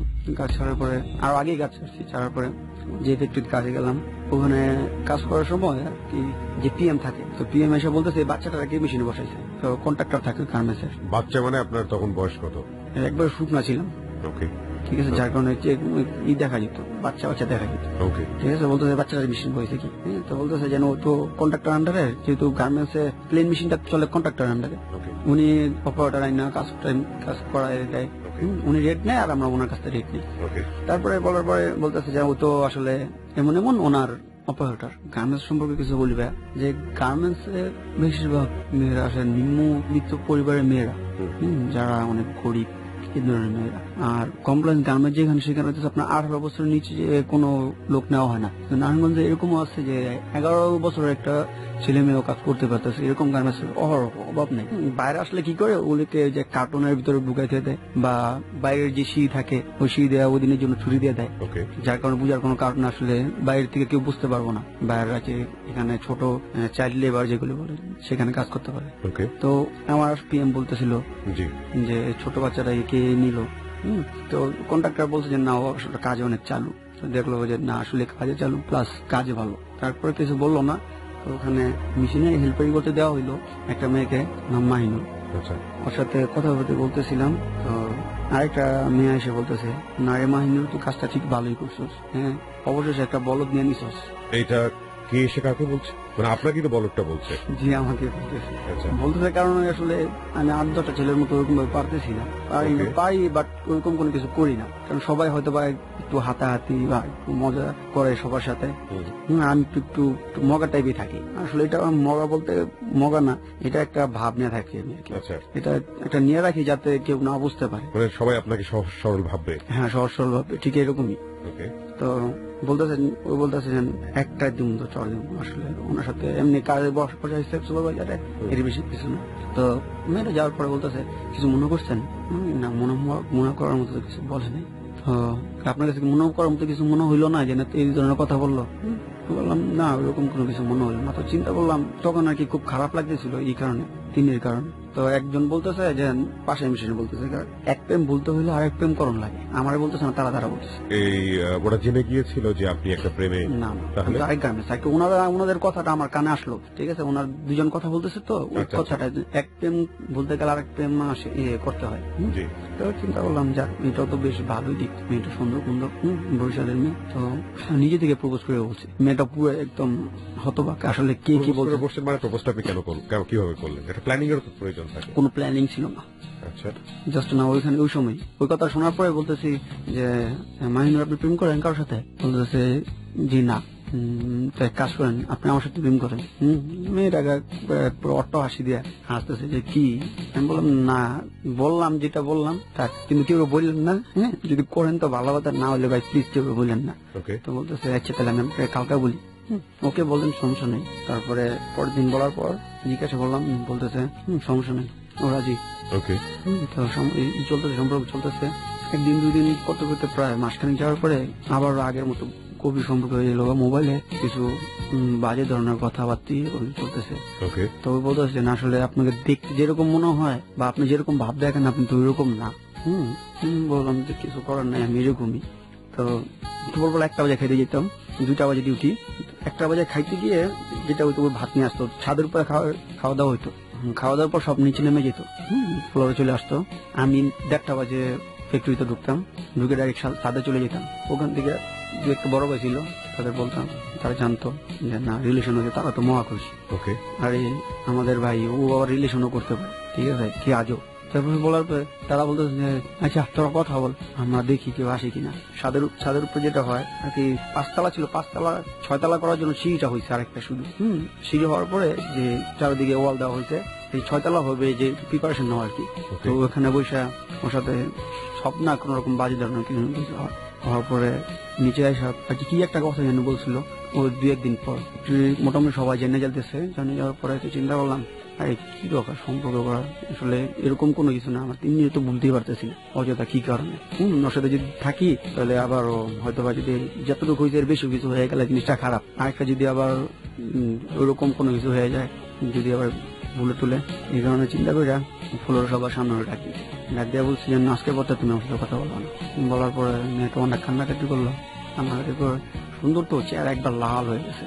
তো সুপারভাইজার শোনার পরে বলতেছে, উনি তো বলতেছে সোহাগ প্রেম করছে। এটা ভুল, না না প্রেম করবো কিভাবে, না এই ধরনের সবাই একই কথা। তো না করার পরে ওইখান থেকে কাজ চলে আসলাম। চলে আসা কাজে গেলাম আরেকটা গার্মেন্টসে, টানবাজার। ওইখানে যাওয়ার পরে ওইখানে একটা মেয়ে ছিল, আরেকটা হেল্পার। দেওয়ার পরে মেয়েটা আর কি ওই ঘটনা ঠিক ওই রকমই, যেন আমি যে ভাবটা দেখাই, হ্যাঁ সবার সাথে কথা বলি না বা এরকম ইনোসেন্ট থাকার চেষ্টা করি। তো বলতেছে আসলে ভাই আপনি এরকম কেন? বলতেছে ভাই আমি তো এরকমই। ওই মেয়েটা বলছে আপনি এরকম কেন, আপনি কথা বলতে পারেন না? ভাই দেখেন আমি তো কথা বলি, আমার মুখ বন্ধ করা যাবে না, আমি এত বেশি কথা বলি। তো তাহলে আপনি এক কাজ করেন, রেডিও থেকে চাকরি নেন, রেডিওর মানুষ অনেক বেশি কথা বলে। সরি ভাইয়া। বলার পরে আমি বললাম দেখেন না দরকার নাই, রেডিওর তো দরকার নাই। এটা আপনার গার্লফ্রেন্ড বলছে? তখন গার্লফ্রেন্ড হয় নাই। তাহলে কি? তখন মেশিন হেল্পারই করতেছে। ও বলতেছে তাহলে আপনি রেডিওতে চাকরি নেন, যেটা বললাম। ঠিক আছে, না রেডিও চাকরি দেওয়ার দরকার নাই। তো বলতেছে যে রেডিও তো ওই বলতেছে যে একটা ঘটনা শুনবেন। কিসের ঘটনা? যে হ্যালো 8920 জীবনের গল্প। বিষয়টা আবার কি? যে একটা মেয়ে আছে, বর্ষার ঘটনা। তারপরে ফার্স্ট টাইম ওর কাছ থেকে নিয়ে শুনলাম। তো আমি একটা বললাম আপনার কথা বলতে শুনেন না, তো এক কাজ করেন, বর্ষা যা করছে তা আমরা করে ডাইরেক্টলি এগুলি বললাম। বলার পরে বলতেছে আপনি এরকম কথা বলেন না বা এমন ধরনের কিছু কথা বলেন যেগুলি আসলে মেনে নেওয়ার মতো না। তো পরের দিন থেকে দেখতেছে আসলে ও কথাগুলো একটু পজিটিভ ভাবে নিতেছে সবাই। ও নিজের থেকে কথা বলতেছে যে এগুলি করার আগে প্রেম করার লাগে বা বিয়ে করার লাগে, এরকম কোনো কিছু যে কোনো একটা রিলেশন আসতে হয়। তো কি করতে হবে এখন আমাকে? তাহলে আপনার ইচ্ছা, আপনি বুঝতেছেন না কি করবেন। তাহলে ঠিক আছে চলেন, আমি প্রপোজ করলাম আবার মেয়েটাকে ডাইরেক্টলি, এক কাজ করেন চলেন আপনার আমি প্রেম করি। তো বলতেছে প্রেম করবেন, তারপর বাকিটা দেখা যায় কি হয় না হয়, কাছে তাহলে দেখি দেখে বললে তো দেখে বলা মানে হয়ে গেছে। আসলে মেয়েগুলি এরকম হয় গার্মেন্টসের, তারা যদি একটুখানি ভালো ব্যবহার কার কাছে পায় তাদের মনগুলি অনেক ভালো হয়। সত্যি কথা বলতে ভাইয়া, গার্মেন্টস অনেকে হয়তো গার্মেন্টসের কি কারণে খারাপ ধারণা থাকে যে গার্মেন্টসের আসলে মেয়েরা কিরকম হয় না হয়। আসলে ওরা গার্মেন্টসের মেয়েরা খুবই ভালো, গার্মেন্টসের মেয়েদেরকে খারাপ বানায় আমার মতো ছেলেরা। তারপরে ওইটাকে মেয়ের সাথে মোটামুটি ভালোই সম্পর্ক চলতেছে। ওর মেয়ের মাও কাজ করতো, তো যে বিল্ডিং এ থাকতো নিচতলায় একদিন গেলাম, আমার কাজ কম, ছুটি দিয়ে দিছিল তাড়াতাড়ি, কোন একটা বিশেষ দিন ছিল হয়তো বা ছুটির দিন ছিল, একবেলা কাজ করে একবেলা ছুটি দিয়ে দিছিল। তো বাসায় যাওয়ার পর ওর সাথে কিছু আর কি ইচ্ছাকৃত ভাবি, ওর ইচ্ছা ছিল আমার ইচ্ছা ছিল কিছু হয়। ওই সময় আমি সম্পূর্ণ রাখছিলাম না, চিন্তা ভাবনা করছিলাম কিভাবে কি করলে কোন ধরনের হইব না।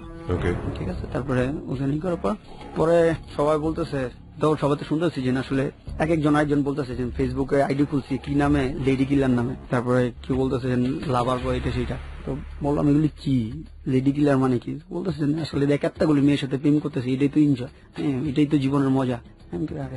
আর কোন কিছু বিচার পাইল না ওরা, এগুলি বলে জীবনের মত। এই কারণে চিন্তা করি যেমন শোন, লাইফে তুই তো কিছু শিখলি না জীবনে, তখন আমি মনে চিন্তা না, দেখ তোরা যা তোর চাইতে তোর চাইতে একটু বেশি আমি, হয়তো বা তোরা আমার চিনস না বা আমি ওরকম ভাবে থাকি না। তো বলতেছে দেখ লাইফে প্রেম করবে একটার পর একটা, গার্মেন্টস একটার পর একটা প্রেম করবি, এইটার লোকে মেইন সময়টারে পাস করবি। আমি বলতেছি অলরেডি মোটামুটি চলতেছে 2-3টা, আর তুই কাছে একটা প্রেম করবো, একটার পর একটা চলতেছে। তারপর ওইটারও মেয়েটারও মোটামুটি করার পরে মেয়েটার না করে দিলাম, একদম খারাপ।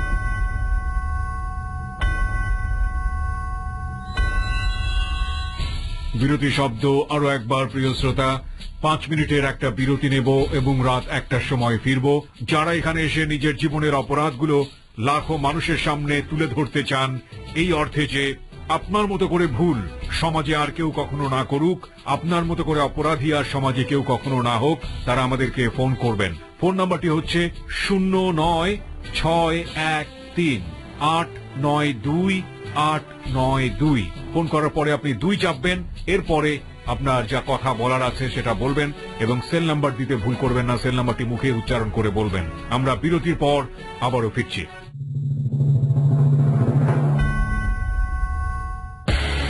রয়্যাল টাইগার ড্রিঙ্ক প্রেজেন্টস যাহা বলিব সত্য বলিব, recharge yourself. Royal tiger drink presents যাহা বলিব সত্য বলিব, রিচার্জ ইয়োরসেলফ।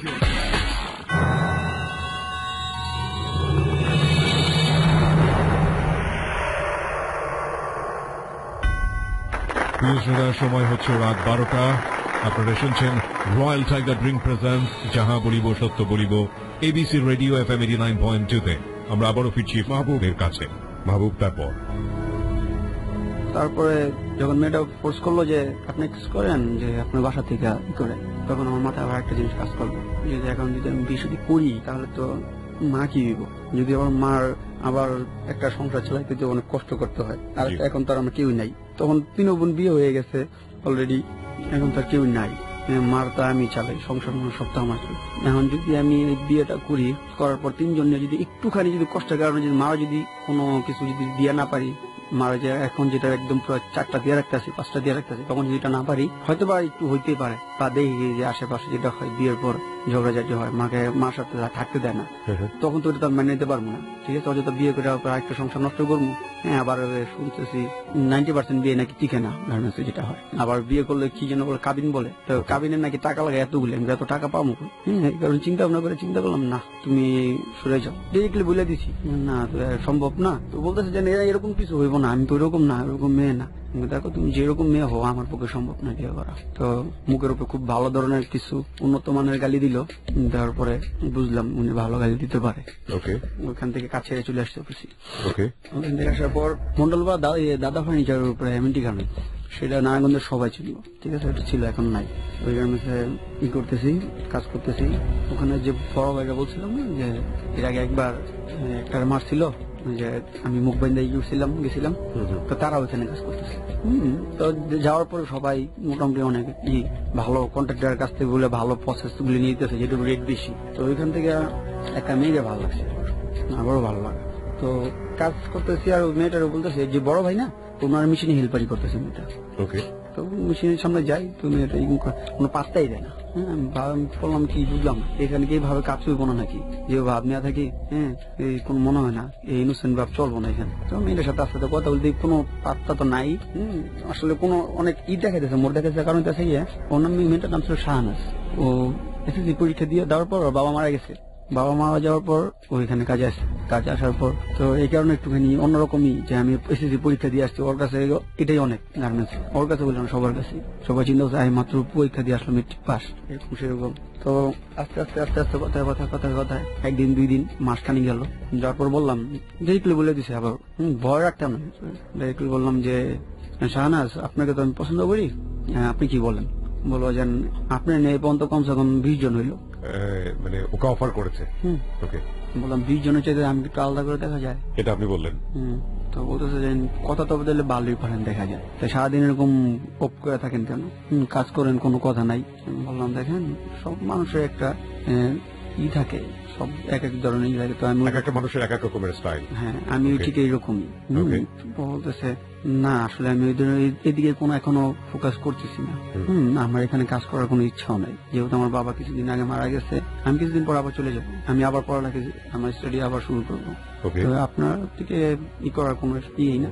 বললাম দেখেন আপনি যদি পড়ালেখা শুরু করেন তাতে সমস্যা কি, আমরা সম্পর্ক চালাই থাকলাম। তো বলতেছে কেমনে, এটা কিভাবে সম্ভব, আমি তো আমার গ্রামের বাড়ি চলে যাবো, শাহনাজ বলতেছে গ্রামের বাড়ি চলে যাবো, আমি দেখি কি করা যায়, এখনকার যুগে কোনো কিছু আছে নাকি অসম্ভব। তো আচ্ছা ভাই চিন্তা দেখি, না কোনো রেসপন্স নাই, এক সপ্তাহ চলে গেল, তারপর আস্তে আস্তে আস্তে আস্তে আসলে ও হয়তো বা দুর্বল হয়ে গেছে, বড় পরে দেখে ও নিজে থেকে কথা বলতেছে আমার সাথে। যখন কথা না বলে আসলে চিন্তা করলাম যে না, কথা যখন বলে না দরকার নেই এত নিজের থেকে বেশি কথা বলতে গেলে হয়তো বাবা মানুষ বলবো যে কি ও তো আবার কথা বলতে পারে, ও আমার আগের জিনিসটা থাকবো না। তো দেখলাম না কিছুদিন কথা না বলার কারণে নিজের থেকে কথা বলে, তো ওর সাথে কথাবার্তা চলতেছে, খুবই ভালো ধরনের সম্পর্ক চলতেছে। আসলে ওকে আমার খুব ভালো লাগতো, বাট সব কিছু মিলে আমার সবসময় মাথায় একটা জিনিসই কাজ করতো, সেটা হচ্ছে তিন্নির ব্যাপারটা। তিন্নির ব্যাপার বলতে তিন্নি আসলে যতই লাভ করতাম মনে হইতো যে না, যে ভালোবাসা যে জায়গাটা শুধু ওকে দিচ্ছে আর কাউকে না। এটা তো তিন্নির বিয়ে হয়ে গেল, তখন আপনার ওই ফিলটা ছিল না, কিন্তু প্রথম ফিলিংসটা আপনার ওইভাবেই ছিল। আচ্ছা, বাট তিন্নির সাথে আমার সাথে কথা হতো ওই পরেও, হ্যাঁ ও সবসময় কথা হতো, ওই ধরনের কোনো খারাপ কোনো কথা না, কোনো বাজে কোনো কথা না, কেমন আছি আমি কেমন আছি জাস্ট এতটুকু, কিভাবে সংসার চলতেছে এই বেশি কিছু না। ওকে, তারপর ওই ওর সাথে কথা চলার পর প্রেম টেম হয়ে গেল, ভালো মতো সম্পর্ক হয়ে গেল, হওয়ার পর বলতেছে দেখেন ফার্স্ট টাইম লাভ করলাম আপনার সাথে আমার প্রেম চলতেছে, শাহনাজ বলতেছে এরকম কোনো কিছু করেন না যে কোনো আমি কষ্ট পাই বা এরকম অনেক কিছু হয়। বাট আপনার টার্গেটটা কি ছিল? ওই তো অনৈতিক সম্পর্ক করা? না এরকম কোনো কিছু ছিল না, ওটা তো আসলে সম্পর্ক ইয়া হয়ে যেত, বাট টার্গেট সবসময় ছিল যে তিন্নিকে কোনো রকম ভাবে ভুলা যায়নি, যেমন তিন্নি ছিল তখন আমি আলটিমেটলি ওই যে কথাটা শুনলেন যে মানে একটা মেয়েকে ভুলতে হলে আরেকটা মেয়ের প্রেমে পড়তে হবে, এরপরে আপনি র্যান্ডমলি এই জিনিসটা করতেছেন। ওকে, বাট এগুলো নোট করবেন প্রিয় শ্রোতা, খুব সূক্ষ্ম জিনিস কিন্তু খুব ইম্পর্টেন্ট। হ্যাঁ, আসলে তিনি যখন ছিল লাইফে তখন বুঝতাম না যে ওর জায়গাটা কোন জায়গায়, তখন চিন্তা করতাম মাকে নিয়ে আসেন, আসলে যদি মা কি হয়ে বুঝতে করার পর, বাট তিনি যখন গেল তখন আসলে চিন্তা করতেছেন তিনি ছাড়া অন্য কিছু ভালো লাগতেছিল না। তারপরে শাহনাজকে নিয়ে চিন্তা অনেক করার পরে কথাবার্তা হওয়ার পর শাহনাজ বলতেছে আমি তো গ্রামে চলে যাবো, তো তুমি কি বলো, তুমি আমার সাথে কথা বলবা? না তোমার আমার সাথে আমি কথা বলবো না, কারণ তখন চিন্তা করে দেখলাম না আসলে ঘুরে ফিরে আমি যে কারণে আমি ওর সাথে রিলেশন করতেছি ওটা হইতেছে না, তো আমি তিন্নিকে কোনোভাবে বলতেছি না, যদি একটা সপ্তাহ যায় একটুখানি কম মনে পড়ে তখন আবার তিনি ফোন দিলে আবার আগের মতো হয়ে যায়। তারপরে শাহনাজ যখন দেশে চলে গেল গ্রামের বাড়ি যাওয়ার পর ওর স্টাডি শুরু হয়, ওর মামা বিয়ে ঠিক করলো, বিয়ে ঠিক করার পর ফোন দিলাম কি করবেন, যদি না হয় আমি কিন্তু আত্মহত্যা করবো। তখন আমি দুষ্টুমি করে বলছি তুই সুসাইড খাই বেশি করে, ঠিক আছে সুসাইড খাই কিভাবে, আমি আত্মহত্যা খাতে বাংলায় বলতেছি। এটা কাকে বলছেন? শাহনাজকে। ওকে, মজা করে বলছে, ও বলতেছে সত্যি সত্যি কিন্তু আমি আত্মহত্যা করবো। ওর অফার ও কি চাচ্ছিল? আমি ওকে বিয়ে করি। সম্পর্কে কতদিন পর? মাসখানেক পর। মাসখানেক পর, আচ্ছা। আপনাদের মধ্যে এই সময়টাতে কোনো ফিজিক্যাল কোনো কিছু ছিল না, শুধু ওর দিক থেকে লাভ ছিল? ওকে, আমার দিক থেকে আসলে আমি তো বললাম যেটা আমি তিন্নিকে বলতে চাই, যার কারণে আর তখন মনে একটু চিন্তা ছিল যে না দরকার কি আসলে মেয়েদের জীবন নষ্ট করা আর দরকার নেই, এই কারণে আর ওরকম ভাবে আগাই না। যদি আমি বলতাম তাহলে হয়তো শাহনাজের সাথে ওরকম কিছু হয়ে যেত। তারপর বলার পর আমি বলছি যে তুই আত্মহত্যা খা, পাইলাম আত্মহত্যা করিস না, এই না বলে বলতে আত্মহত্যা খা। তো বলতেছে দেখে নিলে সত্যি সত্যি আত্মহত্যা করো। ঠিক আছে, পরের দিন বন্ধ হয়েছে, ফোন বন্ধ। তারপর ফোনটি বন্ধ হওয়ার পর পেতেছি না, কারণ ওর মাও তো তখন দেশে চলে গেছে গ্রামের বাড়িতে, ওকে নিয়ে তো চলে গেছে। তো ওখানে কাজ করতেছি মাসখানেক পর একটা ওর ফ্রেন্ড বলতে আর কি গ্রামের একজন মহিলা আসছে। ওকে, কাজে আসার পর বলতেছি খালা শাহনাজের কথা বলিনি, ওর আম্মু তো আসতেছে না আর কি। আমি কি আসবো, শাহনাজ মারা গেছে না, ও মনে হয় উনি আর আসবো না। কি বলে? শাহনাজ কিভাবে মারা গেল বলতে পারি না, শাহনাজের নাকি বিয়ে ঠিক হয়েছিল, তারপরে কি বলে খেতে যে পয়জন যেটা বলে বিষ, ওই বিষ খাওয়ার পরে সদর হাসপাতাল নেওয়া হয়েছিল, পরে বাঁচা নেই। কি কারণে খাইছে মনে হয় মার সাথে রাগারাগি করছে, বিয়ে ঠিক করছে হয়তো এই কারণে। তো চিন্তা করলাম না ঠিক হয়নি, এটা যেটাও খারাপ হয়েছে অনেক। তারপরে এরকম করতে হতে অনেক দিন গেল, এটা আসলে নিজের সামলা উঠতে পারতেছিলাম না, অসুস্থ নিজের থেকে আর কি ভাঙ্গিয়া পড়ছিলাম যে একটা কি হইলো এটা। আমি ধীরে ধীরে আমি অনিচ্ছা সত্ত্বেও আমি আসলে খুনি হয়ে যেতেছিলাম নিজে নিজে, যে মানুষকে আমি অনিচ্ছাকৃত ভাবে হয়তো বা আমি কোনো না কোনো ভাবে এই মার্ডারের পিছনে আমি জড়িত, এরকম মনে হচ্ছিল, ভিতর থেকে ফিল হইতেছিল। তো প্রথম একটা হয়েছিল যেটা হইতেছে একটা বেবি করা হয়েছিল, অ্যাবর্শন করা হয়েছিল, অবশ্যই এটা একটা মার্ডার। এই কারণে আমি চিন্তা করলাম যদি ওই সময় যদি 3 দিকে হয়তো বা আমি সাপোর্ট করতাম হয়তো কোনো কিছু হইতো, হয়তো ওই বেবিটা অ্যাবর্শন করা হইতো না। তারপর এখন যদি আমি শাহনাজকে যদি করতাম, ওকে মাইনা নিতাম, কোনো করতাম, তো হয়তো বা শাহনাজ হয়তো বেঁচে থাকতো। তারপরে লাইফে চলার পর তো কোনো এরকম একজন মানুষ পাইলাম না যারা বলতেছে যে তুই যারা জানতো তুই যে কাজ করতেছ, একটা মেয়ের সাথে রিলেশন করতেছ, সম্পর্কটা ভাঙ্গাইতেছ, এগুলো ঠিক না, এরকম বলার মতো একজন মানুষ পাইনি। কাছে হাত দিয়ে বলবো বুঝাইতো যে না এগুলি করিস না, বা আমি যে একজনের কাছ থেকে নিজের বলবো যে না আমি এই ধরনের খারাপ কাজ করতেছি, এগুলো বলতে তো পারতাম না। হয়তো বা বললে যারা জানতো তারা বলে নাই, আর যারা বলবো তারা হয়তো জানে নাই। তারপরে ওখান থেকে কাজের অবস্থা খুব খারাপ ছিল, কারণ কাজ থাকে না, যেহেতু আমরা পড়াশোনায় কাজ করি, চলতে সমস্যা হইতো। তারপরে কাজ কম কারণে আমি আবার ক্রিকেট খেলতে ভালোবাসতাম, আর ভালোবাসি এখন, ক্রিকেট খুব ভালো লাগে, যার কারণে ক্রিকেট খেলতে গেছিলাম এই জায়গায়। ক্রিকেট খেলতে যাওয়ার পর তো খেলতেছি, একটা বল বাড়ির গিয়ে পড়ে, গ্রিল থাকে, ওই গ্রিল দিয়ে ঘরের ভিতরে গিয়ে পড়ে। ওখানে বল আনতে গেছি, দেয় না, যাদের সাথে খেলতেছি বল দেয় না। আমি যাওয়ার পর বলতেছে উনি যে মহিলাটা বেশ ভালো রকম ভাবে গালাগালি করতেছে, তো পিছনে দিকে একটা মেয়ে দাঁড়ানো, মেয়েটা মুচকি হাসতেছে। আমি বললাম হাসেন সমস্যা নাই, গালি দিতেছে খাইতেছি আমি আর আপনি হাসতেছেন, ঠিক আছে। তো ওই মেয়েটার মা আবার বলতেছে আরো খুব ভালোভাবে উন্নত মানের গালি দিয়ে বলতেছে, ঠিক আছে, যে যা এখান থেকে বলমল দিব না। তারপরে ওখান থেকে চলে আসার পর পরের দিন দিয়ে মেয়েটা যাইতেছে, যাওয়ার পরে এই ওর সাথে দেখা কথাবার্তি দেখতাম আর কি, নিজের থেকে যে বলবো ওরকম, তখন ওই মেয়েটার প্রতি কি কারণ যেন সাহস পাইতেছিলাম না, ওই যে কয়েকটা ঘটনা ঘটে গেছে এই কারণে সাহস পাইতেছিলাম না, বাট ভালো লাগতেছিল মেয়েটার দিকে কি করতাম। আর একটা জিনিস কাজ করতো কি, অনেকদিন তো একা ছিলাম, তখন কোন রিলেশন ছিল না, তো যত ফ্রেন্ডরা ছিল সবাই একটা একটা করে প্রেম করতেছে, আর মোবাইলে বিজি, ব্যস্ত তো আছে অলরেডি, পুরোপুরি ব্যস্ত। তো চিন্তা করলাম তাহলে যাক আরেকটা প্রেম করে ফেলে, এবার আর কোনো ইমো করবো না, কোনো মেয়েদের সাথে বাজে রিলেশনও করবো না, আর প্রেম নাই প্রেম করবো, বাস বিয়ে না করলেই তো হয়েছে। তারপরে চিন্তা করার পর ওই মেয়েটার সাথে প্রেম করলাম, মেয়েটার নাম ডাইরেক্টলি অফার করিনি, ওর যে সাথে যে বান্ধবীর সাথে স্কুলে যেত না, ওই মেয়েটা বলাইছি, বলানোর পরে ওই মেয়েটা বললো তাহলে আমার লাভ। আরে ভাই ঠিক আছে, লাভ তো কি, 2টা চকবার আইসক্রিম কিনে দিলাম, দেওয়ার পরে হয়তো মেয়েটা ওটাকে দিছে, তো বলতেছে যে হ্যাঁ রাজি হয়েছে, পরে ওদের বাড়ির ছাদে দেখা করতাম প্রায়। এর মাঝে এলাকার মোড়ের ভিতরে যে 4 রাস্তা মোড় থাকে, মোড়ের ভিতরে ফ্রেন্ডের দোকান ছিল, একটা চায়ের দোকান, তো ওখানে বসে আটা মারতাম। ফ্রেন্ড ছিল নাম ফাইন, ওরা আমরা লাভগুলো বলতাম, কারণ ওর দ্বারা তো মেয়ে ভালো পড়ে। 2টা মেয়ে যেতেছে, একটা শ্যামলা ছিল সুমাইয়া, না আরেকটা নাম ছিল অন্তু। তো বলতেছে ফাইন বলতেছে ওই যে মেয়েটা দেখতেছ না, ওরা 2 দিন ধরে চেষ্টা করতেছি যে কোনো সময় পড়া ফেলাম। ফাইন পড়ালেখা করতাম, বললাম তাহলে এক কাজ কর, তো 7-8 এই করে দে, ওটার নাম তো সুমাইয়া, ওরা কোলে হয়ে যাবো, চিন্তা করিস না। তাহলে তুই মিমের কি করবি? মিমের কি করবো, দুটা একসাথে চলুক, সমস্যা নাই, তো এক কাজ কর আয়। সাথে গেলাম, পিছনে ডাক দেওয়ার পর বলতেছে সুমাইয়া, বলছে জি এটা আমার বন্ধু, তো তোমার ফোন নাম্বারটা চাই। আচ্ছা আমার কোনো ফোন নাই, তাই ফোন নাই সমস্যা নাই, ফোন ব্যবস্থা করে দেওয়া যাইব, আপাতত তুমি অন্তর নাম্বার দিয়ে কথা বলা পারবা? বলতেছে কি কারণে কি কথা বলবো, স্বাভাবিক মনে করি আমি চিনি না, হ্যাঁ কি বলে না বলে, তুমি এলাকায় থাকো আর এই এলাকায় চিনো না ওরে, ওরা তো সবাই চিনে, ওই যে ওয়াল লেখা যেন সব জায়গায় ঈদ মোবারক এগুলো লেখা যেন ওইটাই, হ্যাঁ ওই তো ঠিক আছে তাহলে যে এবার বৈশাখে আমাদের ওয়ালও লিখে দিয়েন আর আপনি নিজের নাম লিখে দিন, ঠিক আছে, শুভ নববর্ষ লিখে দিয়ে দিন। আস্তে আস্তে কথাবার্তা হইতেছে, নাম্বার দেয় না, কোনোভাবে নাম্বার দেয় না। মেয়েটার মা বিদেশ থাকতো, বাবা করতো ওয়ার্কশপ, নিজের ওয়ার্কশপ, ওকে। তো কোনো নাম্বার দিতেছে না, আর তখন তো কাজ কম বললাম না, তো যার কারণে সময় বেশি পাইতাম।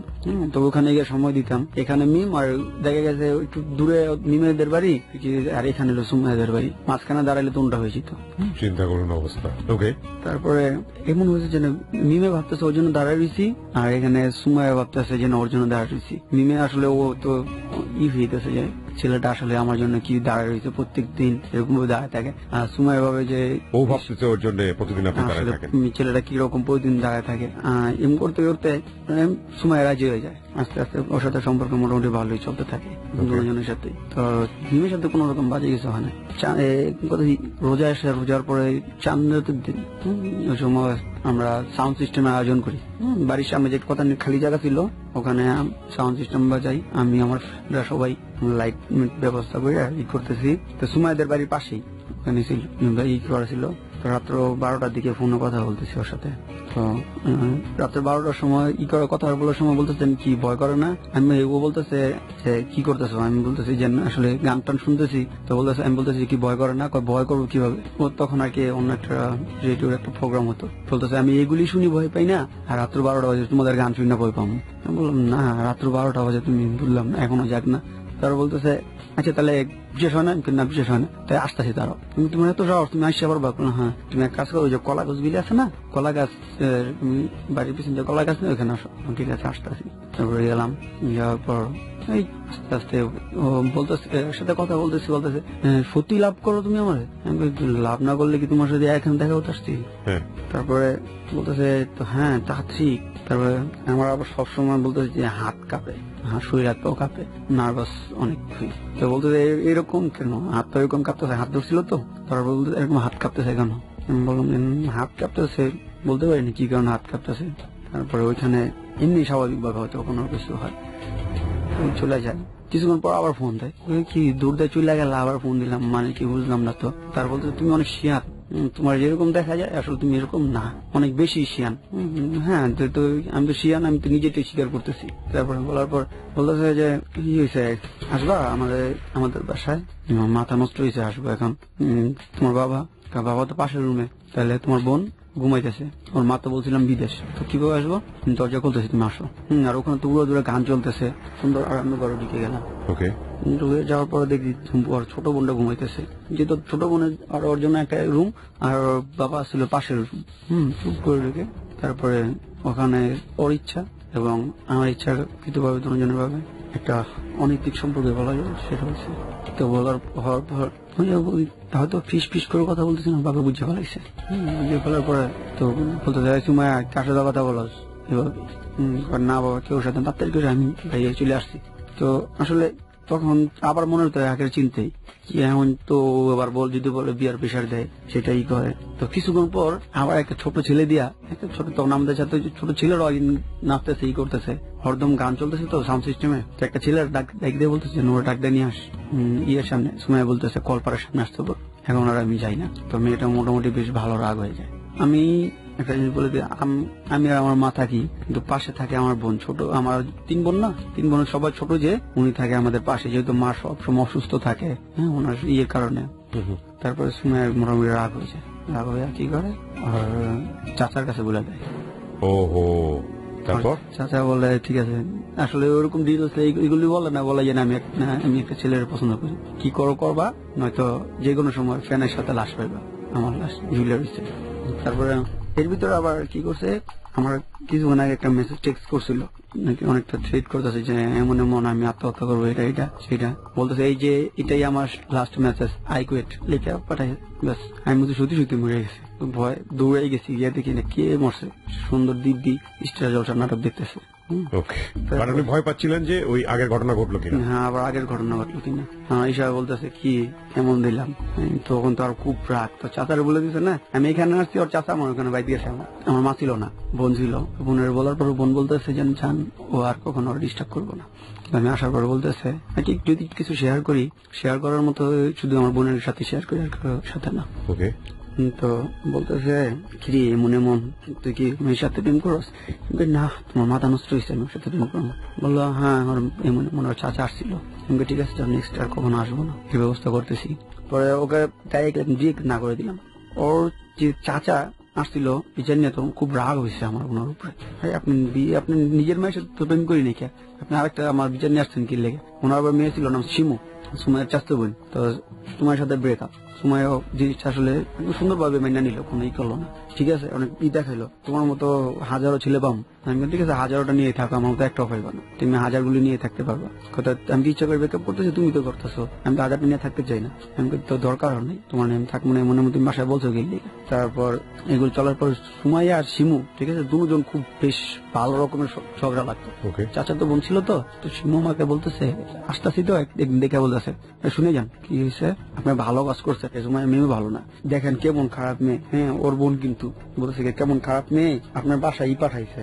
আমি হইলো তো জীবন আপনার বাসায় পাঠাইতাম না, বিচার পাঠাইতাম না, যা হয়েছে হয়েছে। আমি বললাম কি করার আছে, তোর মাথায় তো ওই জিনিসটা কাজ করলো যে বিচার নিয়ে আসছিল ওর চাচা, তো এটা তো চাচার মেয়ে। তখন ভাবতেছে নিজের মেয়ের জন্য বিচার তো নিয়ে আসেন নাই, কে এখন নিয়ে আইসেন, সমস্যা নাই। মনে মনে চিন্তা করেছি, তখন বলতেছি তাহলে এক কাজ করেন, আপনি তেমন যখন করতেন না, তাহলে এক কাজ করেন, আপনি প্রেমটা আমার সাথে করেন।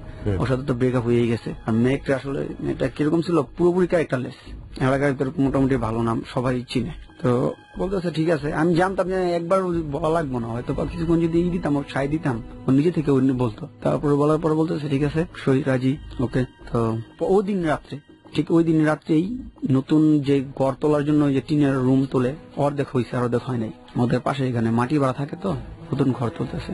রাত্র 12টা বাজে খেলাম এখানে।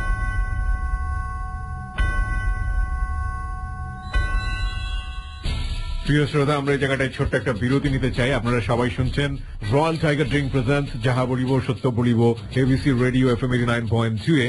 আমি মাত্র 4 মিনিটের ছোট্ট একটা বিরতি নেব। আর আজকের এই অতিথিকে যদি আপনারা দেখতে চান, চলে আসতে পারেন আমাদের ফেসবুক পেজে। ফেসবুকের ঠিকানা www.facebook.com/kibria.rj। আমি আবারও বলছি www.facebook.com/kebria.rj। পেজটি আছে RJ Kibria নামে। And please like this page. প্রিয় শ্রোতা, আমার সঙ্গে যোগাযোগ করতে পারেন আমার ওয়েবসাইটটির মাধ্যমে। আমার ওয়েবসাইটটি হচ্ছে www.rj-kebria.com। That is www.rj-kebria.com। rjkibria.com। That is basically my photography website। এখানে লেটস টক নামে একটা সেকশন আছে, ওখানে গিয়ে আপনি আমাকে মেইল করলে আমি অবশ্যই আপনার মেইলটি পাবো। যারা কনফেস করতে চান কিংবা যারা চিঠি লিখে নিজের জীবনের ভুল স্বীকার করতে চান, এখানে আসতে পারেন না, আসা সম্ভব হয় না, কিংবা আসতে আপনি সংকোচ বোধ করেন, তারা চাইলে আমাকে ওখানে মেইলও করতে পারবেন। www.rj-kebria, that is rjkibria.com। ফিরে আসছি ঠিক 4 মিনিট পর।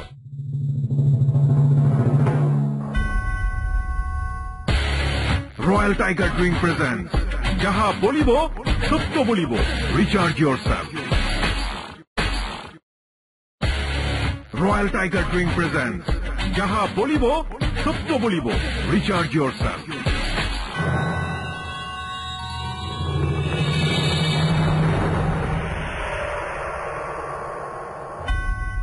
4 মিনিট পর আবারও ফিরে এসেছি রয়্যাল টাইগার ড্রিঙ্ক প্রেজেন্টস যাহা বলিব সত্য বলিবতে। RJ Kibria রয়েছে আপনার সঙ্গে এবং শুনছেন এবিসি রেডিও FM 89.2। হ্যাঁ মাহবুব, আমরা যেখানটায় ছিলাম, বলুন তারপরে রাত্র 12টা বাজে খেলাম এখানে। যাওয়ার পর ওইখানে ওর সাথে আর কি, ওই মেয়েটার সাথে অলরেডি আগে কমসে কম 15-20 জনের সম্পর্ক করছে, আর 15-20 জনের সাথে হয়তো বা শারীরিক সম্পর্ক হয়েছে। আর একটা জিনিস আমার নিজের চোখে দেখা, আমার বন্ধু যখন ওর সাথে প্রেম করে, জাবেদ নাম, ওর সাথে ও কয়েকবার আবাসিক হোটেলেও গেছে, আর সেখানে আমি হেল্প করছি। যেখানে ওইখান দিয়ে আবার জাবেদের সাথে রিলেশন নষ্ট হয়ে গেছে, আর আমার সাথে সময়ের সাথে নষ্ট হয়ে গেছে, যার কারণে আমি যাওয়ার পরে ওখানে পুরোপুরি ইজিলি সবকিছু হয়ে যায়। আসলে ওকে কোনো কিছু বলতেও হয় নাই বা কোনো ইয়েও করতে হয় না, নিজে থেকে পুরো ওকে। যাই হোক, ওখানে ই করার পর বলতেছে আচ্ছা আমি তো ঢাকা চলে যাবো এমন এমন, আমার কিছু যে বিদেশ যাবো তো 5,000 টাকা লাগবে, কিন্তু একটা টাকাও দেবো তোমার, সম্পর্ক এখানে ক্লোজ। হ্যাঁ এটা কোনো কথা হইলো, তোমার সাথে সম্পর্ক করলাম, আমার সবকিছু তোমার দিলাম, বললাম যে তুমি আসলে এরকমই তো ক্যারেক্টার লেস, তুমি কিছু যাও না, তুমি আমার সাথে না আরো অনেকের সাথে এরকম করছো। তো বলার পর তো ওখানে শেষ, সবকিছু শেষ। তারপরে আবার কাজ শুরু হইলো, ওখান থেকে কাজে আসলাম ভাইয়া। মিমের সাথে সম্পর্ক চলতেছে টোটালি, মিমের সাথে তখন এই করিনি, সম্পর্ক হয় নাই। ওর সাথে প্রতিদিন ছাদের উপরে গিয়ে দেখা করতাম।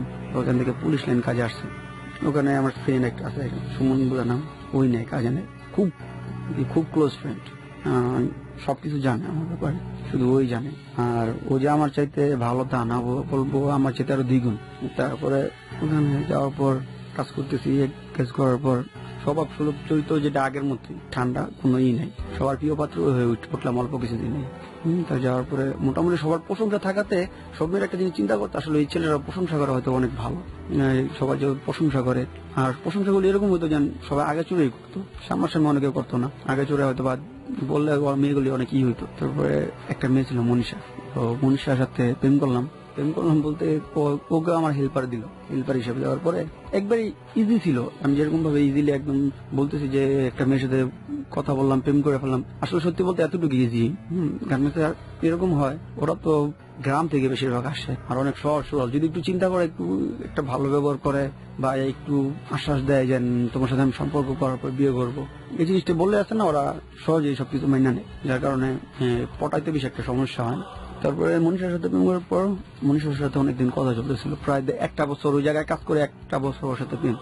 1 বছর এর মধ্যে ফ্রেন্ড, আমাদের এলাকার ফ্রেন্ড ইকবাল বলে নাম, তো বলতেছে যে এক জায়গা থেকে আসলাম, করতে আসলি এক ভাবির বাসার থেকে আসলাম। কি বলি ভাবির বাসা, মনে এমন ভাবি তো নারী দিয়ে নারী ব্যবসা করে, বুঝছেন, উনি ওখানে মেয়ে রাখে আর অন্য অনেক কাস্টমাররা যায়। ওনার ভাবির স্বামী আবার মুহুরি নারায়ণগঞ্জ কোর্ট আছে না, ওখানে ঠিক চল যাই। আমার বলতেছে না, প্রথম বলতেছে তোর দ্বারা তো বিয়ে হইব না, তোর কিনলে বলতেছি না, চল বন্ধু আমিও যাই দেখি। তো সাব্বির আর আমি গেলাম, ওখানে আসার পরে দেখলাম 3তলা 2তলার ফ্ল্যাটের মধ্যে একটা মেয়ে, তো ওই মেয়েটার দিয়ে আর কি বাজে কাজ করানো হয়। তো ওরা ওগুলি করলো, ওদিন আমি কোনো কিছু করি নাই ওদের সাথে, আমি জাস্ট শুধু আমার যাওয়ার ইচ্ছা ছিল, কারণ কি আমি দেখতে আসলে এই ধরনের মহিলাগুলি কিরকম হয়, ঠিক আছে, কিউরিওসিটির জায়গা থেকে তাদের কথাবার্তা গুলি কিরকম হয়, একটু কিরকম জানো মহিলাটা অন্যরকম ধরনের। বলার পরে আমি জিজ্ঞাসা করলাম, ভাবি আপনি কি রুম ভাড়া দেন? বলতেছে হ্যাঁ দিই তো। ঘন্টা কতক্ষণ? ঘন্টা 500 টাকা। ওকে ঠিক আছে, সমস্যা নেই। শূন্য আসার পর মনীষাকে বললাম, মনীষা তোমাকে নিয়ে এক জায়গায় যাবো, কোথায় যাবা? সোনারগাঁ যাবো বললা, ওকে নিয়ে আসছি। এর আগে একবার সোনারগাঁ নিয়ে আসছিলাম ঘুরাতে, সোনারগাঁ যে জাদুঘর, ওখানে নিয়ে আসার পরে ওখানে ঘুরে মেরে, তো ওই সময় অন্যরকম কোনো কিছু হয় নাই, যার কারণে ওর বিশ্বাসটা জন্মেছিল আমার উপর। ওকে নিয়ে আসলাম, এই ভাবির বাসায় নিয়ে আসছি। মেয়েটার বয়স খুব কম ছিল, আর সত্যি বলতে হয় আমি আসলে এগুলো ওরকম ভাবে কোনটা কিভাবে কি করলে কি হয় না হয়তো কিছু বুঝতাম না। তারপরে ভাবি বলতেছে যেন রুম দেখাই দিলে রুম গেলাম, যাওয়ার পর যাই হয়েছিল সম্পর্ক, কিছু বাজে সম্পর্ক হওয়ার পর মেয়েটা প্রথম অনেক মানা করে। আমি বললাম যে আসলে তুমি কি বিশ্বাস করো না এটা সেইটা, যাই হোক তোমার বিয়ে করবো, এরকম প্রলোভন দেখানোর পরে বলতেছে ও আসলে বিশ্বাস করতে বাধ্য হয়েছে যে কি একটা মানুষ তো আর মিথ্যা কথা বলতে পারে না, সারাদিন একটা মিথ্যা কথা বলে না, বা সারাদিন প্রয়োজন ছাড়া কথা বলে না, ও এরকম কিভাবে হইব, আর ও যেটা বলছে অবশ্যই এটা সত্যি, এই ধরনের চিন্তা করতেছে। তারপর ওর সাথে যখন অনৈতিক সম্পর্কটা হয়ে যায়, শারীরিক সম্পর্ক হয়, এটা অজ্ঞান হয়ে যায় এখানে, বয়স কম, তারপরে ভয় পেয়ে যায় মরে টরে গেল নাকি থার্ড মার্ডার হয়ে যাবে তাহলে। তারপর ওই ভাবিকে ডাক দিয়ে আনি, ভাবিকে ডাক দেওয়ার পরে ভাবি অনেক গালাগালি করে আমাকে, এতটুকু একটা বাচ্চা মেয়ে নিয়ে আসছে সেটা আমার এখানে তো মেয়ে আছে এটা বুঝলা, এবার পানিটা নিতে ঠিক করে। মেয়েটা কিছুক্ষণ পরপর দেখি আর কি যেমন আর কি জ্ঞান হারাইতেছে এরকম, ওইখানে দিয়ে আইসা বাসার সামনে দিয়ে আইসা শেষ রিলেশন ওইখানে ডাইরেক্ট। আমি বলতেছি আর কি পরের দিন কাজে আইসা পরে আমি বলছি আমি তোমার সাথে রিলেশন রাখবো না, সেটা মেয়েটা অনেক কান্নাকাটি করে, তারপরে অনেক বেশি কান্নাকাটি করে, যার কারণে আমি বলেছি ঠিক আছে কথা বলতে থাকি সমস্যা নেই, এটা আমি রাগের মাথায় বলছি। তো কথা বলতে চলতেছে 1.5 বছর 1-1.5 বছর মধ্যে কাজ করি এখানে। কাজ করার পর যখন কাজ ছেড়ে দিই এখান থেকে, ছেড়ে দেওয়ার আগে ওই ফ্যাক্টরিতে একটা মেয়ে ছিল লিজা বলে নাম, ওর বান্ধবী এক বাসার, তা বলতেছে আমার ডাক দিয়ে বলতেছে যখন আইসা পড়তেছি যেদিন আর কি ফ্যাক্টরি টোটালি বন্ধ হয়ে যাবে, কারণ ওই ফ্যাক্টরি আমরা যেখানে কাজ করতাম ওটাতে শিফট করে বিসিকে নিয়ে যেতেছে। বিসি বস নিজে একটা ফ্যাক্টরি কিনছে, গার্মেন্টস কিনছে, বড় বিল্ডিং। আমরা যেটা দিলাম সেটা হচ্ছে একটা নিচতলায়। তারপরে ওইখান থেকে বলতে যাওয়ার সময় বলতেছে যে ভাই আপনার নাম্বারটা দেন। আমি বলছি তুই নাম্বার দিয়ে কি করবি, যেহেতু একসাথে থাকতাম সবসময় তো অনেক ফিলি ছিলাম, তুই নাম্বার দিয়ে কি করবি, দেন না। সবাই আপনারা যাবেন, অনেক খারাপ লাগছে, কান্নাকাটি করতেছে সবাই, ফ্যাক্টরি তো শিফট হয়ে যেতেছে। আমার নাম্বার দিলাম, 1 মাস পরও ফোন দিছে। ফোন দিয়ে বলতেছে আপনার সাথে বলি নাকি মনীষার সাথে দেখার কথা হয় না। হয় না কেন, তুই বলবি নাকি? নাই এমনি বললাম, বহুদিন ধরে দেখি না, কিন্তু তোর এক কাজ কর, তুই শহীদ মিনারে। তো বললো ঠিক আছে আসতেছে, দিলে আসবেন। আমি আসুন। তো নারায়ণগঞ্জের শহীদ মিনার চাষারা এখানে মিট করছে ওর সাথে। ও যখন প্রথম আসে পিছন আমার করছে ধরছে পরে, আমি আসলে ওকে চিনতে পারি না, কারণ গার্মেন্টস সবসময় যেতে স্লোয়ার কামিজ পরে। ওই দিন যেটা পড়ছে গেঞ্জি পড়ছে আর টাইলস পেন গুলো পড়ছে, টাইলস পেন গুলো পরে আসতে চিনা যাইতেছে না। আমি বললাম কি রে তোর রূপ কয়টা, তুই গার্মেন্টসে কাজ করার সময় যাচ্ছে একরকম ভাবে, আর এখন এইখানে আসছে আরেক রকম ভাবে। তো বলতেছে হয় আমি এরকমই। তো চিন্তা করলাম না, আসলে ওকে দেখতে তখন স্মার্ট মনে হইতেছিল, গার্মেন্টস যেরকম দেখা যাচ্ছে এরকম না। তো আমার ভিতরে একটা কাজ করতেছেন, একটা অন্যরকম একটা স্মার্ট নিয়ে থাকবো। যদি কোনো যাই করতে টরতে হয়তো দেখতে সবাই ভালো লাগলো, এরকম কোনো কিছু। তার কারণে বললাম ঠিক আছে এক কাম করায়, আমি তো আমার সাথে মনীষার সাথে রিলেশন হয়ে গেছে, ব্রেকআপ হয়ে গেছে, তো আমি তোর সাথে রিলেশন করতে কোনো আপত্তি আছে? তো বলতেছে কি যে না না আপনার ওরা ছেড়ে দিচ্ছেন, আমারও তো ছেড়ে দিবেন। আরে না তো ছাড়বো না, তুই এটা নিয়ে চিন্তা করিস না। তো বলতেছে না। তারপরে আস্তে আস্তে অনেক কোন রকম ভাবে বোঝানোর পরে রাজি করার পর মোটামুটি বেশ ভালো কয়েকদিন চলে। আর যে কোনো একটা ব্রেকআপ করার জন্য আমার একটা সহজ বুদ্ধি ছিল, সেটা হচ্ছে সন্দেহ করা।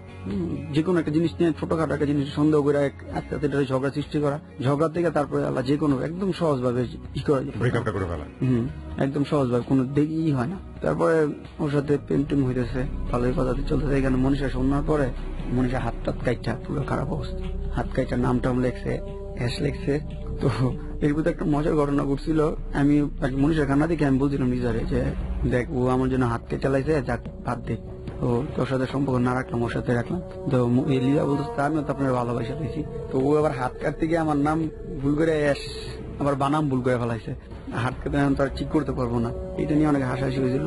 তারপরে যেটা হলো বলতে চাইছে ঠিক আছে আমি রিলেশন করবোই আপনার সাথে, যেভাবেই হোক। বললাম ঠিক আছে তো এক কাজ কর, আমি মনীষারে কি করতে বল। কয়েক মনীষারে আমি অন্য ছেলের কাছে মনীষার নাম্বার দিয়ে দিই, ওকে ডিস্টার্ব করবো। হ্যাঁ আপনি করবেন, বলবেন যে তোর ফোন বিজি থাকে, তুই মেয়ে ভালো না, এটা সেটা বলবি। আমি বললাম ঠিক আছে।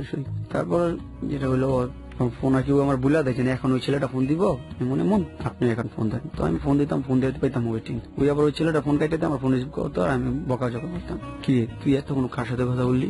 বলতেছে যে কই আমি এই মাত্র ওয়েটিং পাইলাম করে, ওর সাথে রিলেশন ব্রেকআপ একদম বাদ হওয়ার পর বুঝতে পারছে পরে যে আসলে লিজার সাথে আমার সাথে সম্পর্ক চলতেছে, কারণ মোবাইল লিজার ফোন নিয়ে দেখছে যে আমার নাম্বার জান লেখা আর কি, এরকম কোনো কিছু।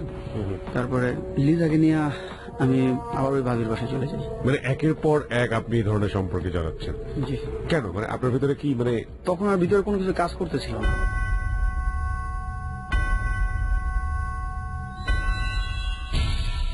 বিরতি শব্দ আরো একবার, প্রিয় শ্রোতা 5 মিনিটের একটা বিরতি নেব। যারা এখানে এসে নিজের জীবনের অপরাধগুলো লাখো মানুষের সামনে তুলে ধরতে চান, এই অর্থে যে আপনার মতো করে ভুল সমাজে আর কেউ কখনো না করুক, আপনার মতো করে অপরাধী আর সমাজে কেউ কখনো না হোক, তারা আমাদেরকে ফোন করবেন। ফোন নাম্বারটি হচ্ছে 096113892892। ফোন করার পরে আপনি 2 চাপবেন, এরপরে আপনার যা কথা বলার আছে সেটা বলবেন, এবং সেল নাম্বার দিতে ভুল করবেন না, সেল নাম্বারটি মুখে উচ্চারণ করে বলবেন। প্রিয় শ্রোতা, আমার সঙ্গে যোগাযোগ করতে পারেন আমার ওয়েবসাইটটির মাধ্যমে। আমার ওয়েবসাইটটি হচ্ছে www.rj-kebria.com। That is www.rj-kebria.com। rjkebria.com, that is basically my photography website.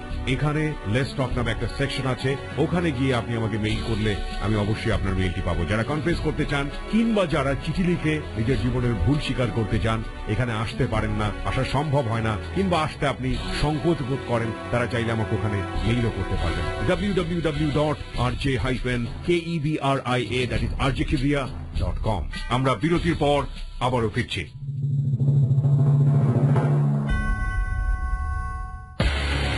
Royal tiger drink presents যাহা বলিব সত্য বলিব, recharge yourself.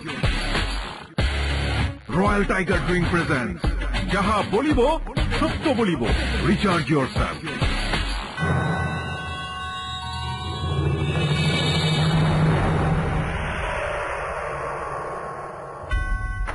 Welcome back once again. আপনারা শুনছেন রয়্যাল টাইগার ড্রিঙ্ক প্রেজেন্টস যাহা বলিব সত্য বলিব, আরজি কিবরিয়া আপনার সঙ্গে, এবং আপনারা শুনছেন এবিসি রেডিও FM 89.2।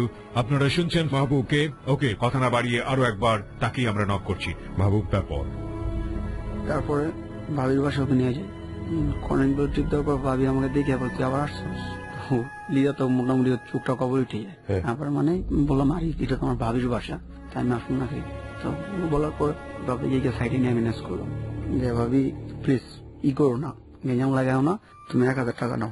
তো টাকা দেওয়ার পরে রিয়ার সাথে শারীরিক সম্পর্ক হয়, আর সেটা সম্পূর্ণ মোবাইলে রেকর্ড হয়। মোবাইলে রেকর্ড করে কে? আমি।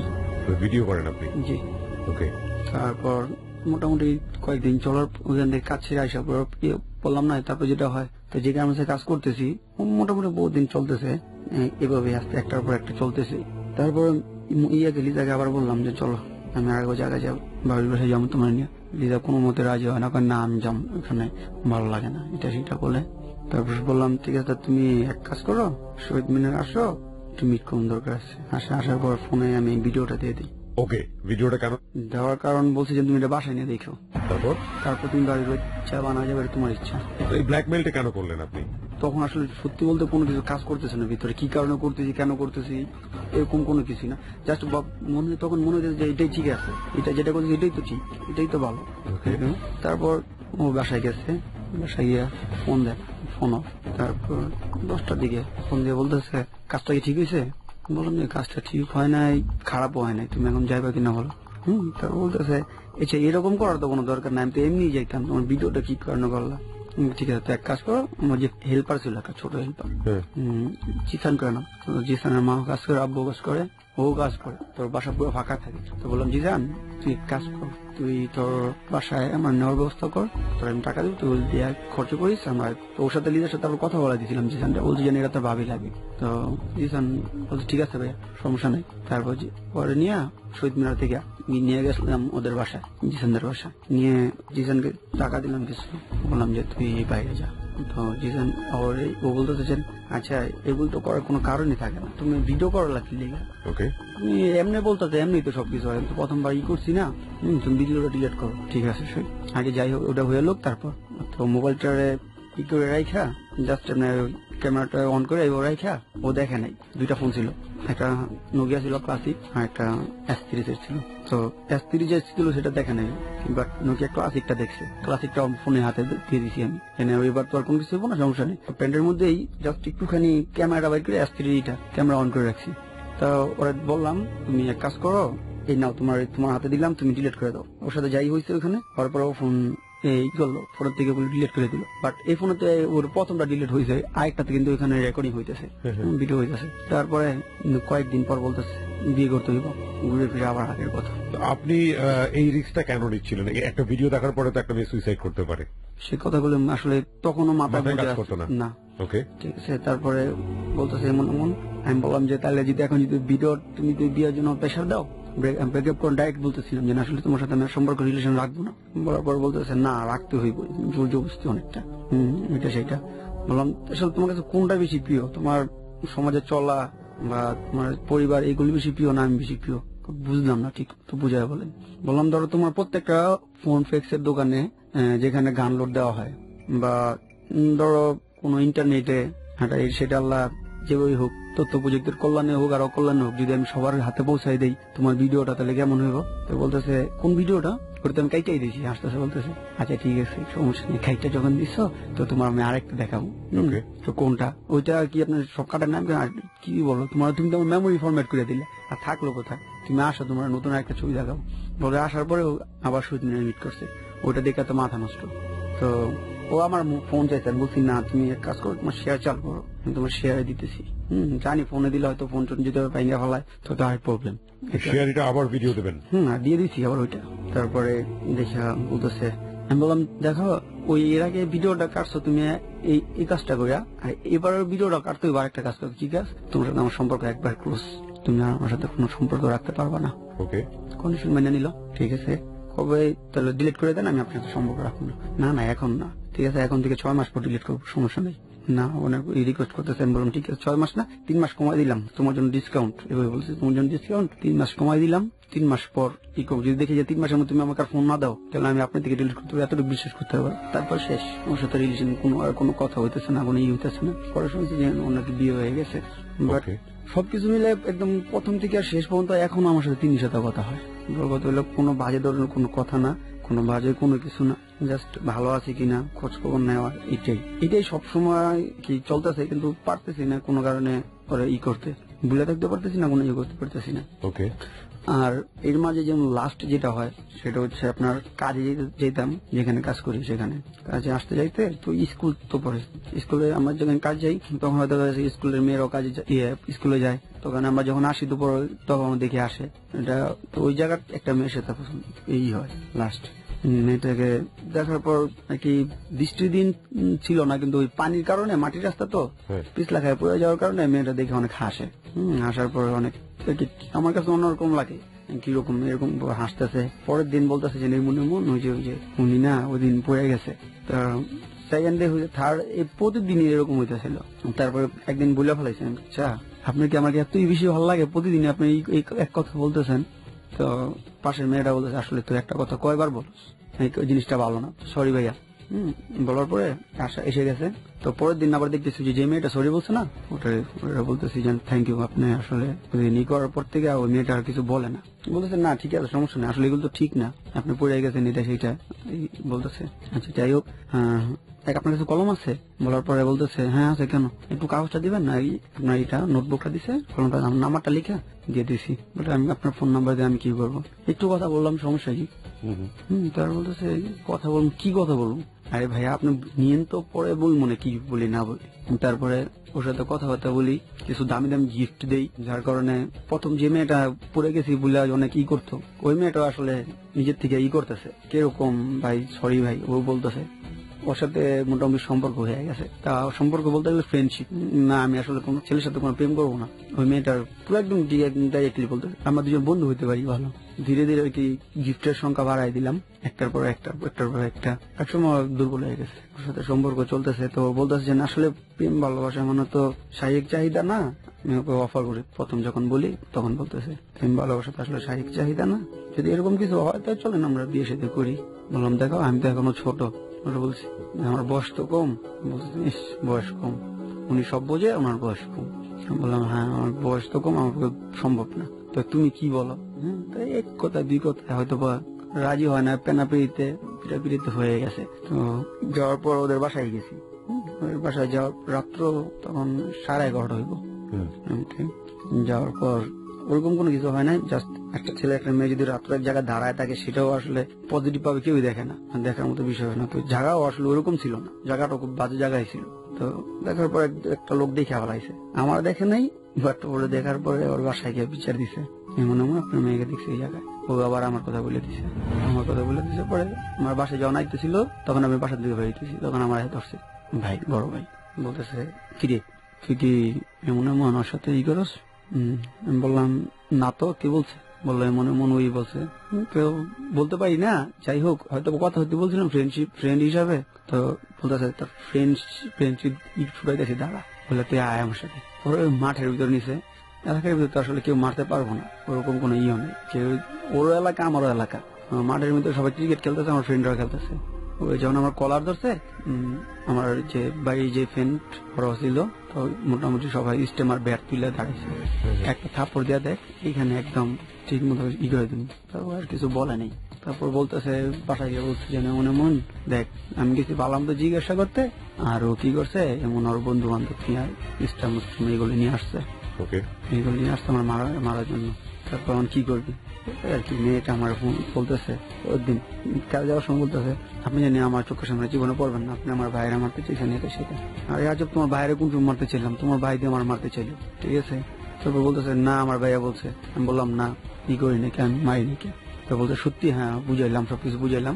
তারপর কি একটা কারণে যেন বাসাতে হয়তো রাগারাগি হয়েছে, কোন এক কারণে মেয়ে কোথায় যেন চলে গেছে। বাসায় এসে সবাই এসে বাসায় করছে আমার, বলতেছে ও নিছে। তারপরে বলতে ওই কথা বলার পরে দেখলো বাসা কেউ নাই। তারপর আমি বললাম দেখেন আমি তো আসলে এরকম না। আর সবাই সাপোর্ট করলো, যেহেতু এলাকার মানুষ সবাই চিনে, সবাই জানে এরকম না, সবাই অন্যরকম ভাবে দেখতো, সবাই সম্মান করতাম। তো আর আমার যে খারাপ দিকটা সবসময় হাইড করে রাখতাম, যার কারণে সবাই বুঝতে পারতো না এগুলি। এই যে ব্যাপারগুলো আপনি একের পর এক করে গেলেন, কি পেলেন আসলে এরকম একটা বিপদগামী সম্পর্ক একের পর এক? এই ধরনের সম্পর্কে আমি বললাম না, যারা করছে কেউ কখনো কোনো সময় কিছু পায় নাই, আর কোনো কিছু পাইবই না। এগুলি পাওয়ার মতো কোনো কিছু না, এটা একটা মোহে পড়ে হয়ে গেছে। যেটাই হয়েছে একটার পর একটা কিও হয়েছে, সেটা আমি এখন বুঝতেছি যে আসলে যেটাই হয়েছে ভালো হয় না। অনেক বড় অপরাধগুলি করছি, এটা আমার কাছে মনে হইতেছে। ওকে, সো এটা থেকে বের হয়ে আসার কোনো ইচ্ছা কি আছে? যে অলরেডি 4-5 মাস হইব, আমি বললাম যেটা প্রথমে, যে আমার শোনার পর, আমার ওয়াজ শোনার পর জাহান্নামের যে ভয়াবহতা, এগুলি যে শাস্তি, সেগুলি সম্পর্কে আইডিয়া হওয়ার পর চিন্তা করে দেখলাম না আসলে এগুলি তো ঠিক না। এখন নামাজ পড়ার চেষ্টা করতেছি, নামাজ পড়ি, আর এগুলি থেকে পুরোপুরি বেরিয়ে আসছি। আর আপনার অনুষ্ঠানটা শোনার পর যখন শুনি তখন মনে মনে একটা হয় যে না আসলে বের হয়ে আসবো। আর এগুলির দরকার নাই, ওদের জীবনে যারাই আসতেছে, যেমন প্রথম দিক দিয়ে আসছিল আপনার আবির, আসলে কেউ কোনো জীবনে কোনো কিছু পাইতেছে না, সবাই তো সবকিছু হারাইতেছে, এছাড়া আর কোনো কিছু পাইতেছে না। বাট শোনার পর যেটা হয়, প্রথম থাকে, পরবর্তীতে আর এই জিনিসটা মাথায় কাজ করে না, বারবার এক কাজ হয়। ওকে প্রিয় শ্রোতা, আমরা এই পর্যায়ে যোগাযোগ করছি ডক্টর তাজুল ইসলামের সঙ্গে। তাজুল ইসলাম, শুনলেন তো সবকিছু, কি বলতে চান পুরো বিষয়টি নিয়ে?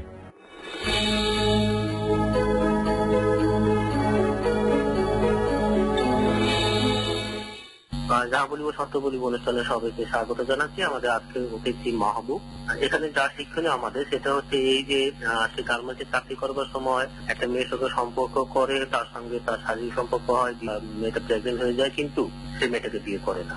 এখন কথা হচ্ছে যে আমাদের দেশে বিশেষ করে গার্মেন্টস মেয়েদেরই ক্ষেত্রে দেখা যাচ্ছে যে তারা পড়াই এর সঙ্গে ওর সঙ্গে বা বিশেষভাবে সম্পর্ক করে ফেলে, এবং মেয়েদের আমি দোষ দেবো না, কারণ মেয়েরা চাই যে একটা ভালোবাসা এবং পরে একটা বিয়ে। কিন্তু এই যে মাহবুবের মতন ছেলেরা যে তাদেরকে এভাবে ব্যবহার করবে, তাদেরকে প্রেগনেন্ট বানিয়ে ফেলবে, অথচ তার দায় নিবে না, বিয়ে করবে না, তাকে অ্যাবর্শন করাই দিল, পরে আবার সেই মেয়ে বিয়ে হয়ে গেল।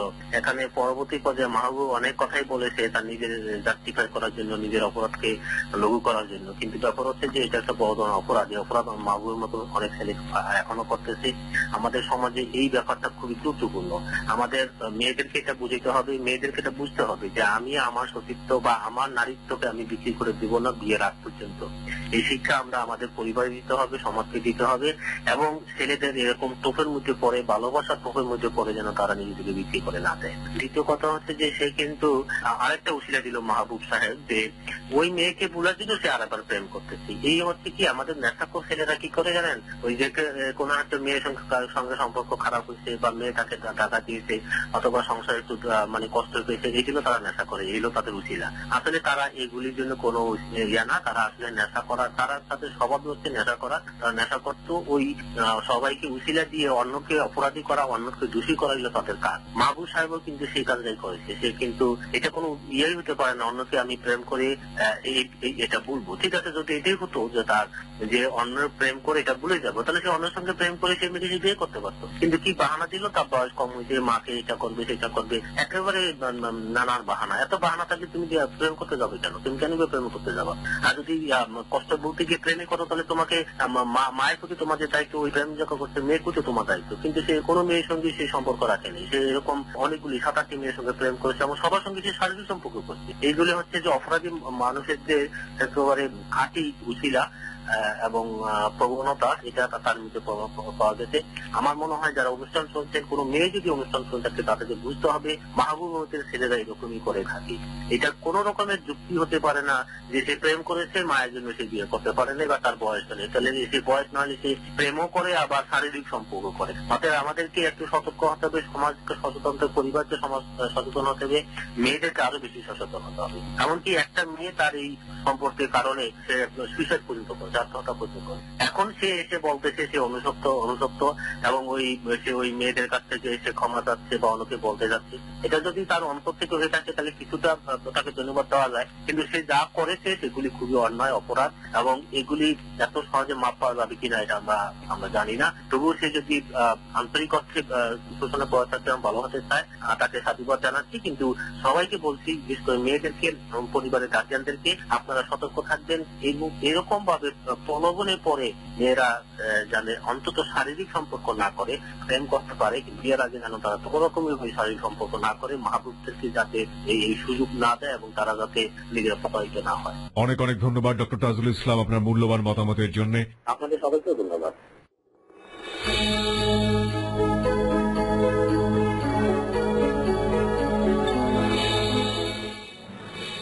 শেষ করব রয়্যাল টাইগার ড্রিঙ্ক প্রেজেন্স যাহা বলিব সত্য বলিবর 199তম পর্ব। তবে তার আগে আগামী সপ্তাহে জেবিএসবিতে কোন বন্ধুটি আসতে চান, তিনি আসলে আসতে পারবেন কিনা সেটা নির্ভর করছে আপনার ভোটের উপরে। আপনি মতামত জানান আমাদেরকে। চলুন কি আসতে চাই শুনে নেই তার ফোন কলে। হ্যালো, আসসালামু আলাইকুম। জি ভাইয়া, আমি মনে করেন যে স্কুল লাইফ পড়ালেখা আসছি একটা মেয়ের কারণে, তো ড্রাগস জগতে যাওয়ার পিছনে রয়েছে আমার আব্বু। তো আমার জীবনে অনেক সন্ত্রাসী কর্মকাণ্ডের কিছু কাহিনী আছে, বা আমি একবারে খারাপ লাইনে যাওয়ার জন্য কিছু কাহিনী আছে। আমি দেখা যাচ্ছে যে এক সময় পুরা থানার, ঠিক আছে, একবার ড্রাগসের জগতের একবারে যাকে রাজা বলা হয় আর কি, কিং, আমি ওই রাজা হয়ে গেছি, ঠিক আছে। তো আমি এখন বুঝতে পারতেছি যে যাই করছি জীবনে অনেক ভুল করছি, ঠিক আছে। তো আমি আপনাদের এই রয়্যাল টাইগার ড্রিঙ্কস প্রেজেন্স যা বলবো সত্য বলিবর মধ্যে যাইয়া আমার নিজের ভুলগুলো শুধরানোর চেষ্টা করার জন্য চেষ্টা করতে আছি। যদি আমাকে সুযোগ দেওয়া হয় তাহলে আমি খুব খুশি হব। প্রিয় শ্রোতা, এই বন্ধুটিকে যদি আপনি জেবিএসবির মঞ্চে সুযোগ দিতে চান তাহলে ভোট করবেন আপনি। প্রথমে লিখতে হবে ABC স্পেস ইয়েস অথবা নো, এরপর পাঠিয়ে দেবেন 2221 এই নম্বরে, অর্থাৎ 2221 নম্বরে। আর বিশেষ একটি কথা বলে আজকের জেবিএসবি শেষ করতে চাই। আপনারা নিশ্চয়ই জানেন ইতিমধ্যে আগামী পর্ব যাহা বলিব সত্য বলিবর ইতিহাসে একটি মাইল ফলক ছুঁতে যাচ্ছে 200তম পর্ব, এবং এই 200তম পর্ব থেকেই প্রতি মাসের শেষ সপ্তাহে এখন থেকে প্রচারিত হবে যাহা বলিব সত্য বলিব আনসেন্সর্ড নামের একটি এক্সক্লুসিভ এপিসোড। অপেক্ষায় থাকুন, খুব শীঘ্রই যাহা বলিব আসছে নতুন ঢঙে, নতুন ফর্মে। অনেক অনেক ভালো থাকুন। আজকের মতো শুভরাত্রি।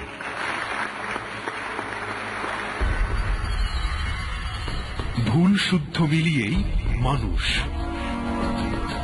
আপনি যখন ভুল করেন আপনার বিবেক তখন ঘুমিয়ে থাকে।